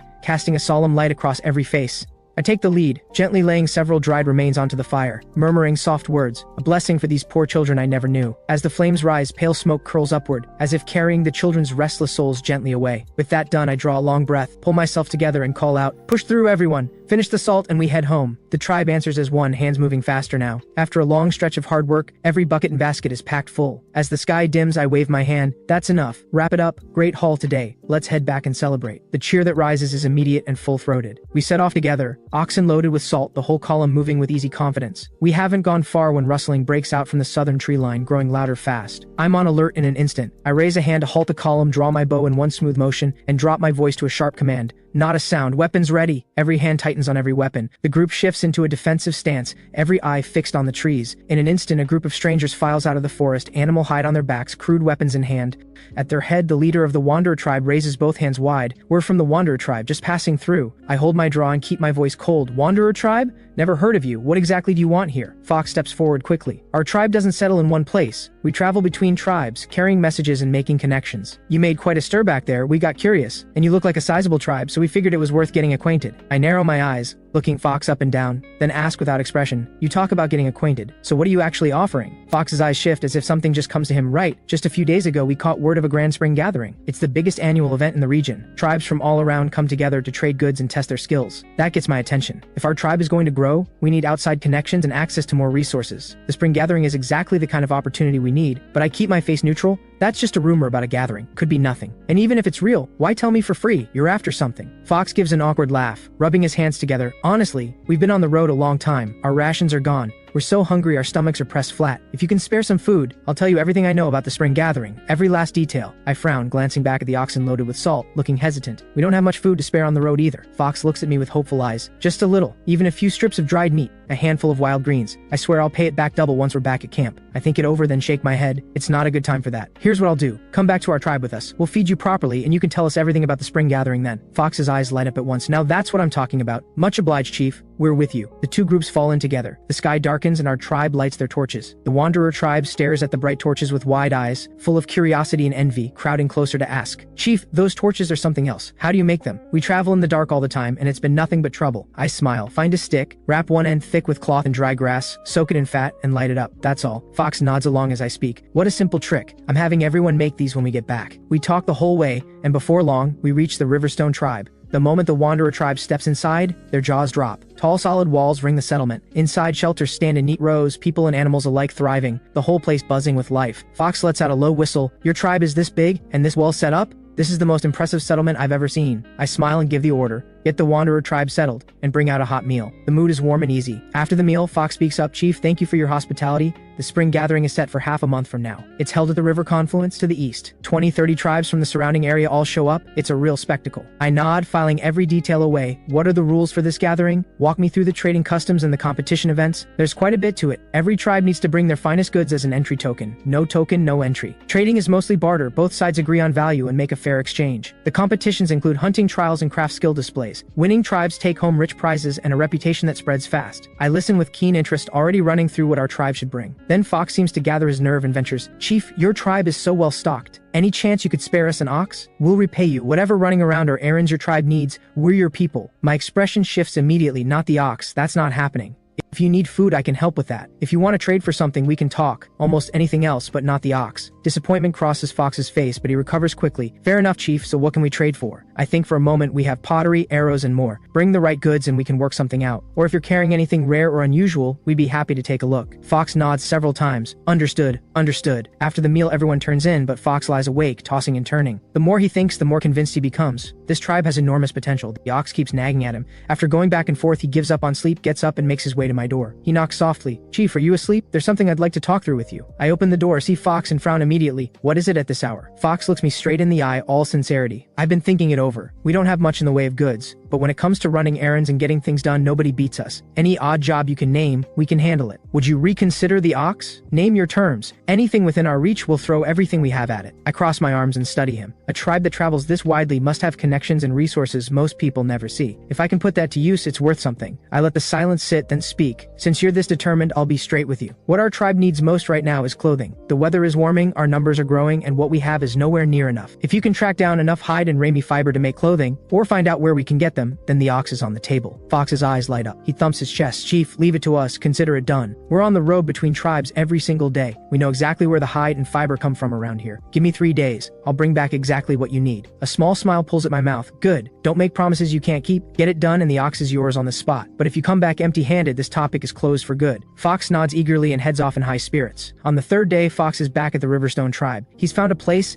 a spot thick with ramie growing wild. The only problem, it's a full day's travel away, even for someone as fast on his feet as Fox. I smile without a word and turn to lead out a riding stag. On this, the round trip is done in a single day. Fox has seen these animals before, but it had never occurred to him that one could be tamed, that it would actually listen and carry a rider. I take my time showing him how to guide the stag forward and bring it to a stop. One short lap is all it takes. Fox is hooked. He asks if we can add the stag on top of our original deal. I turn him down without hesitation. Fox doesn't push it. He just files it away, already looking forward to the next deal. At first light the next morning, the two of us set out, each leading 2 riding stags. Before leaving, I set the tribe to clearing land along the north bank of the river, ready to plant the ramie the moment I'm back. We ride northwest on the stags, and a journey that would have taken a full day on foot takes us half that. A hillside blanketed in green, ramie as far as the eye can see, over 2,000 acres of it, with barely another plant in sight. My brow furrows immediately. This sneaky devil. A patch this neat and this vast is clearly cultivated. Someone owns this. If we get caught here, we're in for a serious beating. Fox asks, Chief, isn't this the plant you were looking for? It is, but someone owns all this. Is there a tribe nearby? There's the border tribe around here, but they don't exactly welcome outsiders, so we've never really come this way. I think to myself, you sneaky devil, you knew this whole time. You walked me straight into this. But we're already here. Going back empty-handed is not an option. We cut what we can and get out fast. I pull a large basket off the stag's back and get to cutting. Fox sees this and draws his own blade, getting to work. We're in full swing when the sound of striking wooden clubs erupts from all around us. My stomach drops. We're done for, caught red-handed. Before I can move, men close in from every direction. All adults, all of them. Fox and I leap onto the stags without a word and kick hard, driving downhill. Suddenly ropes snap up from the crowd, cutting off our path. Then 2 heavy woven nets drop over us from above. My heart sinks, caught stealing in the act. This is mortifying. Leading the way in front of us is a girl, a satisfied grin on her face, long dark hair falling loose behind her. She's striking, but I'm in no mood to appreciate it. I shoot a glare at Fox, who is being hauled along in his own net. This is all your fault. Before long, we're carried back to the border tribe settlement. Their chief steps forward to face us. To my surprise, their chief is a woman, wrapped head to toe in the same open weave ramie cloth as the girl. The girl strolls up with that same grin and says to the chief, Mother, you have to give me this one as my prize. The border tribe is a matriarchal society. Their chief is a woman well into her 30s, and this girl is Nara's daughter, Ren, 12 years old, just come of age. The tribe had recently heard about the spring gathering, and Ren had been thinking about what kind of man she wanted. She never expected one to just show up on his own. Nara steps up and looks me over carefully. Something sets me apart. She turns to Ren. You're saying he rode in on one of these horned beasts? Both of them. Mother, just give him to me. I don't want to go to the spring gathering anymore. But he doesn't look like an ordinary man to me. Nara's sharp eyes move over me carefully, pausing on the bronze crown on my head. An ornament like that belongs to no ordinary person. If not a chief himself, then the son of one. Keeping someone like that by force would mean trouble, possibly war between two tribes. Then a male tribesman brings my bow, arrows, and spear to Nara. Chief,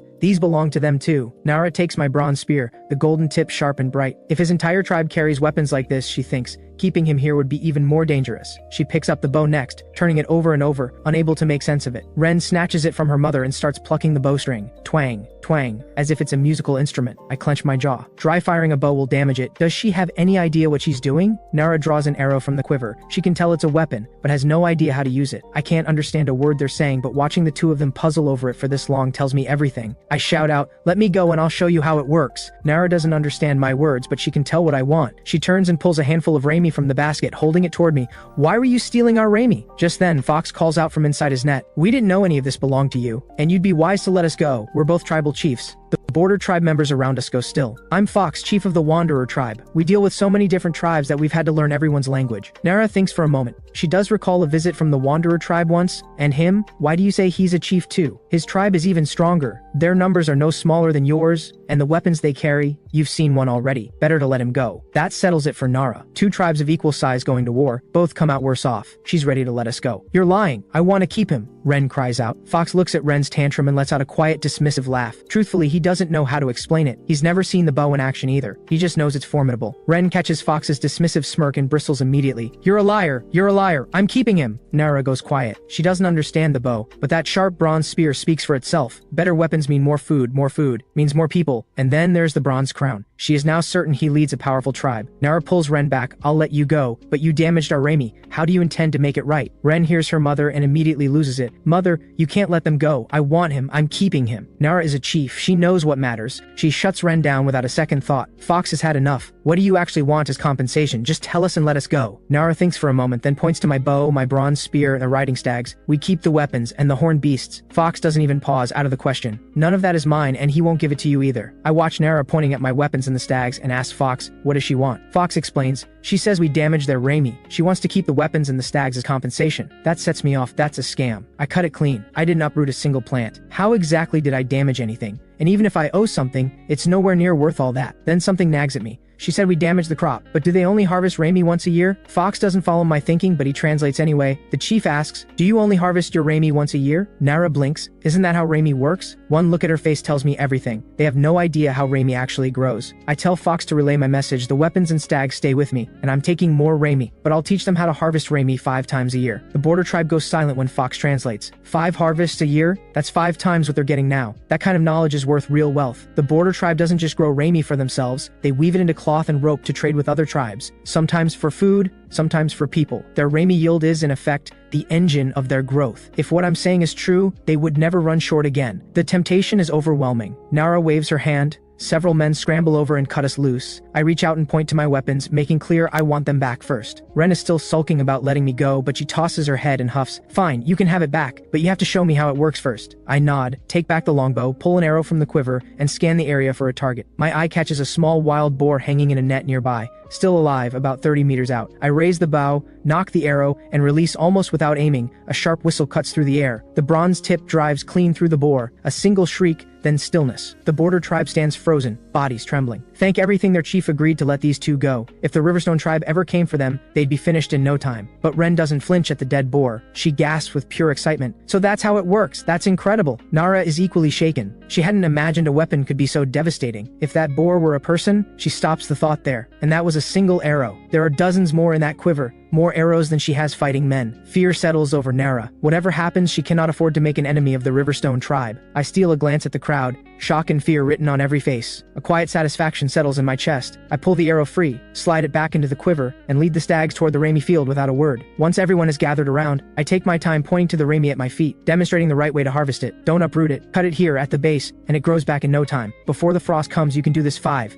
maybe 6 times. Fox falls into step beside me, translating without being asked. The border tribe people look at each other in disbelief. They've always pulled it out by the roots. "How did they not know?" Nara asks, genuinely surprised. "Have you actually grown Rami yourself?" I answer without missing a beat. "I have. I just need some to take back and weave." Ren blinks at me. "You can weave too?" "Of course, and better cloth than what you're wearing. Wider weave, Tighter thread. I glance at the cloth on their bodies. Gaps you could put a finger through, about as warm as a fishing net. Could you teach us? Nara isn't skeptical. The weapons alone prove I know things most people don't. No, I only teach my own people, unless your tribe joins mine. Joining another tribe is out of the question. Nara has never once considered it. I don't expect her to agree on the spot. I just want to plant the idea. I shrug and wave Fox over to start cutting. Nara says nothing. This was the deal. 20 minutes later, all 4 baskets are full. I load the Rami onto the stags and prepare to go. Just then, Ren steps forward and grabs the reins, looking up at me with eyes full of feeling, asking me to stay. Fox translates and my face goes red, but I shake my head firmly. I have my own people. I can't stay here. Ren's eyes fill with tears at once. She presses her lips together and asks in a small voice, then can you at least tell me your name? I say nothing. I press my heels in and the stag leaps forward. Then I pull an arrow from the quiver and send it into the ground 2 meters in front of Ren. She trots over, pulls it free, and turns it over carefully in her hands. There on the shaft near the fletching, a totem mark. Ren calls out, Mother, this mark, it's the same as the one on his crown. Nara says quietly, keep it safe. We'll see if we can figure out how to make one. Fox and I ride hard and make it back to the Riverstone tribe just before dark. Along the north bank of the canal, the tribe has already cleared a small plot of land, about 5 acres. I use a spade to mark out the row spacing,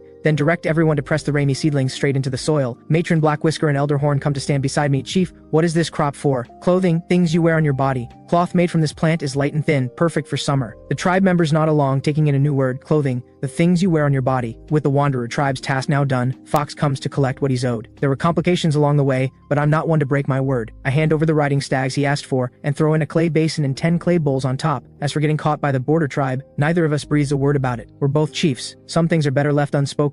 At first light the next morning, Fox leads his people away. We agree to meet again at Bloomvale. I watch the Wanderer tribe disappear into the distance, a faraway look in my eyes. Part of me wants nothing more than to roam like they do. Elder Horn steps up beside me. Chief, what comes next? I come back to myself and glance at Elder Horn. It's been 17 days since we started the rice seedlings. Time to transplant. Elder Horn doesn't know what transplanting means, but he follows along. He's learned that trusting me is never a mistake. Soon the men are driving copper spades into each irrigation channel, opening gaps, and water rushes into the paddy fields with a roar. I lead the women in pulling the seedlings from the nursery bed, bundling them into small handfuls and setting them aside. Porter has cut a pile of small sticks, each 40 centimeters long, to keep the row spacing even during planting. Once everything is ready, the whole group gathers around me to learn. Pinch the base of the seedling between 2 fingers, press it straight down into the mud, measure 1 stick length across, then plant the next. Everyone nods. But then a man from the Black Whisker tribe speaks up. Chief, can you actually eat this grass? The moment he says it, every head turns to me. Clearly this question has been on everyone's mind. They just hadn't dared to ask. Many of them have been quietly wondering whether all this effort is even worth it. I don't take offense. I explain calmly, the grass itself isn't what we eat, it's the seeds. I send Stone to bring out the remaining 22 gin of seed grain for everyone to see. This is what the plant produces. We call it grain.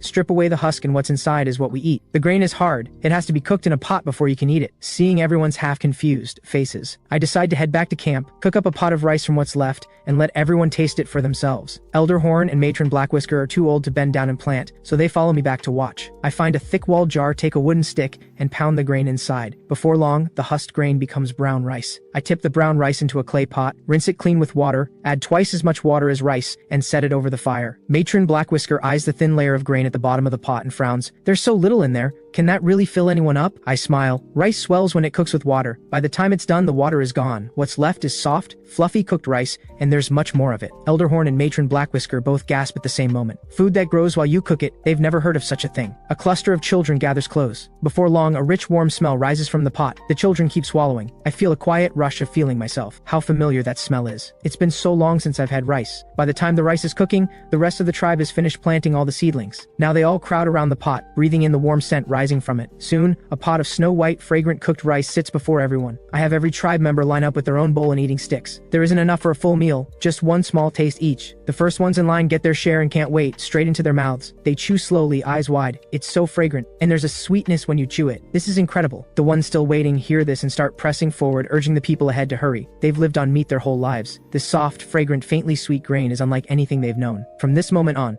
there is not a single person in the tribe who doubts me. My standing among them rises once again. Once this is all done, I get back to assigning work. The men are sent out to fell timber, catch fowl, hunt, smelt copper, make pottery, and do carpentry. The women take the brick kilns, fishing, herding, and mineral refining. Refining the rock salt is straightforward. Clear out the impurities, boil it in clean water, and let it evaporate into crystals. The white salt we produce isn't just for our own use, it's one of our best trade goods. I take the spring gathering seriously. We need to stock up on salt and pottery. Every tribe needs these things, and they will move fast. We also need a proper wagon. Hauling this much cargo that far on foot isn't an option. Porter doesn't waste words. He leads the carpentry crew over and wheels the four-wheeled cart right up to me. I stop and stare. Porter actually knows what he's doing. I'd only asked for a simple two-wheeled flatbed, and what stands in front of me now is something closer to a proper carriage, with a large cargo box at the back. No roof yet, but drape an animal hide over it, and it'll hold up against anything. At the front, a flat bench seat for two. Hitch up a pair of oxen and you ride. I lay on the praise, then give Porter a few things to adjust. Porter grins and heads straight back in with the crew. Before long, the first month of spring is nearly gone. Life in the tribe keeps getting better. The one thing still out of reach is the fortified settlement I've been designing. Building it would take far more hands than we have. Our total headcount barely clears 350. For easy transport, I have Flint Rush make a batch of small flat-bottomed pots, open-topped clay pots with wooden lids, designed to stack neatly and save space. Salt goes straight into the large wooden buckets, lids lashed down with rope. I keep directing the loading. 6 days until the spring gathering. I plan to leave early and take the road at a steady pace. I pull Timber aside for a word. Timber feels the weight of my trust. He thumps his chest and swears he'll protect every single person in the tribe. I turn to Chief Whisker and press the tin circlet I've prepared into his hands. While I'm gone, you lead the hunting party and run daily weapons training for the new members, bows and spears. Chief Whisker had been watching Timber receive his orders with a quiet flicker of envy, but the moment he sees his own matching circlet, every trace of it vanishes. Finally, I walk Elderhorn and Matron Black Whisker out to the paddy field. Keep the field flooded at all times, at least a full palm's depth of water always. Both elders, old as they are, still want to do their part for the tribe. Now that they have something real to take charge of, they agree with enthusiasm. With everything in order, I call the group together and we move out. For this trip, I'm keeping the party lean, a few seasoned adults. Ox and Scar, now recovered from their injuries. Fang, Stone, Feather, and Stump. Then Skip, Chirp, Reed, Brook, and 16 others. 20 young men, all just come of age. Stump handles the ox wagon. I ride with the 5 veterans on riding stags. The remaining 20 youths share 10 more stags between them. We set out southwest toward Bloomvale. By evening, we find an open patch of ground and make camp. Fires are lit around the perimeter. I set a rotation for the night watch. I've barely closed my eyes when Fang shakes me awake. Chief, there's another group coming up behind us. I rub my eyes and sit up. Squinting into the dark, I recognize the figure at the front immediately. It's Nara,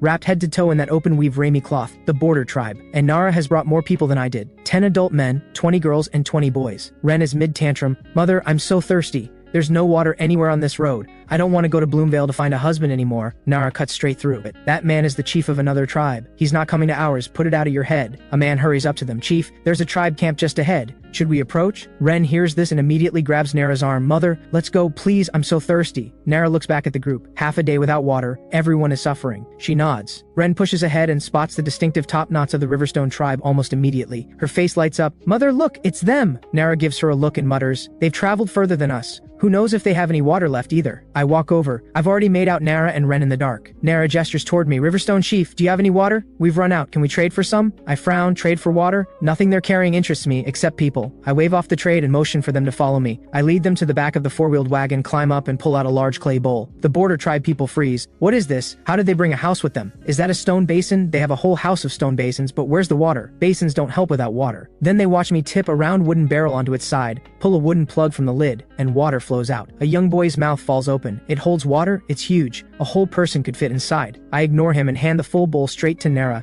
Drink. No trade needed. Nara gives a small bow of thanks. Then she and Ren pass the bowl between them and drain it completely. I look at the crowd still waiting and pass the bowl to Chirp, telling him to pour water for everyone. Nara asks, Riverstone Chief, you're heading to the spring gathering too? Would you consider traveling together? I know she just wants access to the water supply. I think it over and don't say no. The border tribe sets up their fires beside ours. Some sleep, others sit up, watching me. They murmur to each other about everything they see. At first light, the smell of cooked meat drifts across the whole camp. The Riverstone tribe's breakfast is ready. The border tribe stirs at the smell, pulling out their own strips of smoked dried meat to heat over the fire. I sit by a fire myself, a rabbit liver skewered on a stick, sprinkling salt, then chili pepper, as it roasts. An unfamiliar, mouth-watering smell drifts over and draws Ren right to me. She stands there staring, eyes locked on the food turning over the fire. Once it's cooked through, I cut it in half and hand her a piece. She's been standing there long enough. Ren takes it with a bright smile and bites off a huge chunk. 2 chews in, her face goes scarlet. Her mouth is wide open, hand fanning furiously, but she won't spit it out. I nearly laugh watching her, but I take pity and hand her a bowl of cool water. She gulps it down in 2 long draws and finally comes up for air. What is that? It's awful, but I love it. That's chili pepper, I tell her. That feeling is called spicy. Ren points to another pouch, and what's the white one? I pinch a little salt into her palm. White salt, it's savory. Gives you strength, lets you walk further, work longer. Ren's eyes go wide. She dashes back to Nara, already knowing this is exactly what their tribe needs. Nara barely opens her mouth to ask before Ren presses the salt straight in. The saltiness makes her brow scrunch up. The Riverstone chief gave it to me, and he has a lot more. Ren grabs Nara by the hand and drags her over. No one notices the quiet grin spreading across my face. Hook, line, and sinker. Nara asks,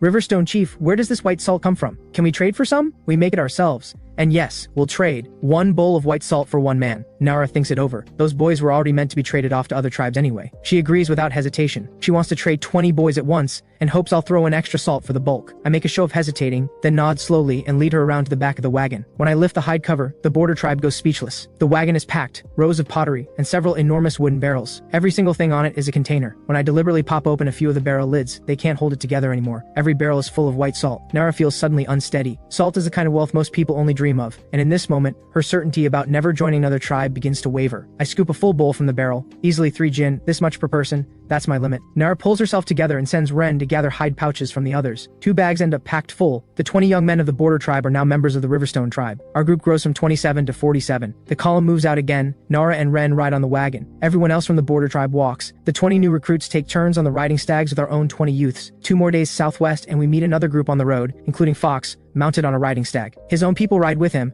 and traveling alongside them is the Serpent tribe, 31 in total, 10 seasoned fighters, 10 young men, and 10 young women. Their leader is an old man with white hair and a white beard, sitting completely at ease, turning a large green snake over in his hands. Fox lights up when he sees me and comes straight over. Riverstone chief, didn't expect you this early. Let me introduce you. This is the Serpent Elder of the Serpent tribe. That snake he's holding is their spirit serpent. Their spirit serpent is something remarkable. No matter what venomous snake bites you, 1 bite from the spirit serpent and you heal. I was bitten by a viper as a child. My father took me to the Serpent Elder and I recovered. Fox tells me all this with genuine pride. I don't believe the spirit serpent story for a moment, but treating venom, that could be real. I've heard of ancient wandering healers who kept medicinal snakes. Whatever the truth of it, this is a healer from another age. He deserves respect. I place my right hand on my chest and give the Serpent Elder a slow nod. He returns it, and with that, 4 groups fall into step together, nearly 160 people in all. Fox falls in beside me. Riverstone chief, any more work for us? I'd love to get my hands on more of those stags. I tell him the stags are off the table for now. Future work gets paid in other ways. Fox looks crestfallen, but only for a moment. His mind is already turning. He just wants a way to move faster. Why does it have to be a stag? A wagon would do just as well. Riverstone chief, what about one of those wagons? I'll do anything you need. The wagon is too complex to trade, but a simple pushcart that I can do. 50 adults. Add 10 more if you want the ox included. Fox looks completely confident. I can get you at least 100 people, but I want the big 4-wheeled kind. I don't push back right away. I'm genuinely curious where this confidence is coming from. A chief with 50 people at his back, claiming he can deliver over 100 adults. If he's talking about taking people by force, that's not something I want any part of. Nothing like that, Fox says. I'm talking about the wild ones. Wild ones? That stops me cold. Fox reads my face and explains. What people call the wild ones are just people living alone, wandering by themselves. Most of them were cast out of their tribes, disabilities, injuries, or they broke some rule and got expelled. I think about it and agree on the spot. The injured ones can work, alongside Flint. The troublemakers can do hard labor, they'll fall in line. At that, Fox skips the spring gathering entirely. He turns around right there and sets off with his people. There's too much ground to cover. We push on southwest. Late in the afternoon, passing a low rolling hillside. Scar and I, out ahead of the group, spot 3 adult terror beaks near their nest. I send Scar back to bring more riders, and hold position myself, keeping the 3 birds in sight. The terror beaks are tearing apart some carcass beside the nest, deep in their meal, completely unbothered by my presence. Before long, the main group catches up, and mixed in with our own are 6 warriors from the Serpent tribe and the Border tribe. I stare at them. 3 birds. Why did they bring so many people? Apparently both tribes insisted on joining in. We'd hunted everything else along the route and they were running low on food. I tell them they can have one of the 3 birds. The eggs are ours. I send them all off to gather firewood. I call out the signal and lead the charge. The other 15 riders split into 2 columns and fall in right behind me. The 3 terror beaks jerk their heads up. They've never seen anything come at them like this. Their long necks stretch high and they let out a harsh rattling cry. I shout the order. Spears fly to cut off their retreat. The birds wheel and charge straight at me. As the gap closes, I drop low over the stag, spear leveled forward. At the moment of impact, the spear drives into the bird's chest. 1 pass and it goes down. The other 2 fall in quick succession beneath the riders. With the 3rd bird down, it's over. Ren watches all of this and cries out, "Mother, the Riverstone chief is incredible." Nara can't help but feel it too. It's not just the chief. The whole Riverstone tribe is formidable, not only wealthy but dangerous. She thinks for a moment, then turns to Ren quietly. "The Riverstone chief, do you like him? If it came to it, would you go with him?" Ren blinks, then nods quickly, but then hesitates. "But our women have always brought men into our tribe. We've never done it any other way. Ren likes me, that much is plain, but leaving for another tribe has never crossed her mind, and leaving Nara is unthinkable. Nara sighs. He's a chief. There's no world in which he joins their tribe. She'll have to think about this properly when they're back home. We drag all 3 terror beaks back to camp, and everyone agrees. We stop here for the night. Everyone gathers around the fires to eat. Ren keeps stealing glances at me. It makes me uncomfortable enough that I step away from the camp for some air. The night sky is clear and full of stars, the kind of quiet that settles into you. I turn and look southwest toward Bloomvale. There seem to be fireflies drifting in that direction. That's when the serpent elder walks up beside me. He follows my gaze and speaks to no one in particular. Bloomvale is a beautiful place. Insects that glow and plants that glow too. At night even the lake shines. The kind of place where young people fall in love, he murmurs on. I don't understand a single word, but the steady hiss of the spirit serpent flickering its tongue, that I hear perfectly. I need to get away from this strange old man. That thing is a deadly venomous snake. At first light we move out again. With the serpent elder leading the way, we push through without stopping and finally cross into the lands of Bloomvale. Bloomvale is a wide basin valley, centered around a freshwater lake spanning 3,000 to 4,000 acres, with water that spouts up from the surface. Wildflowers blanket the ground in every direction. Butterflies the size of a hand drift through the air in drifting clouds. The most common tree in the valley is a willow unlike any I've ever seen. White branches, pale pink leaves. The girls can't help themselves. They scatter into the flowers, chasing the brightest butterflies and weaving garlands. I walk over and give the nearest man a sharp kick. What are you all gawking at? Get the cargo unloaded. The young ones scratch their heads with sheepish grins and get to work clearing the camp. A dozen people haul over a large flat stone and begin laying out pottery and white salt across the surface. The border tribe sets up camp beside ours, stringing their nets between 2 trees as hammocks. Their rami cloth, straw sandals, and rope are all laid out on display, a small stall taking shape. The serpent tribe sets up on our other side. Their goods are mainly snake hide and a selection of medicinal herbs. Other tribes begin arriving one after another, but the ones that catch my eye immediately are the Feathermark tribe, their bodies covered from head to toe in wild pheasant feathers.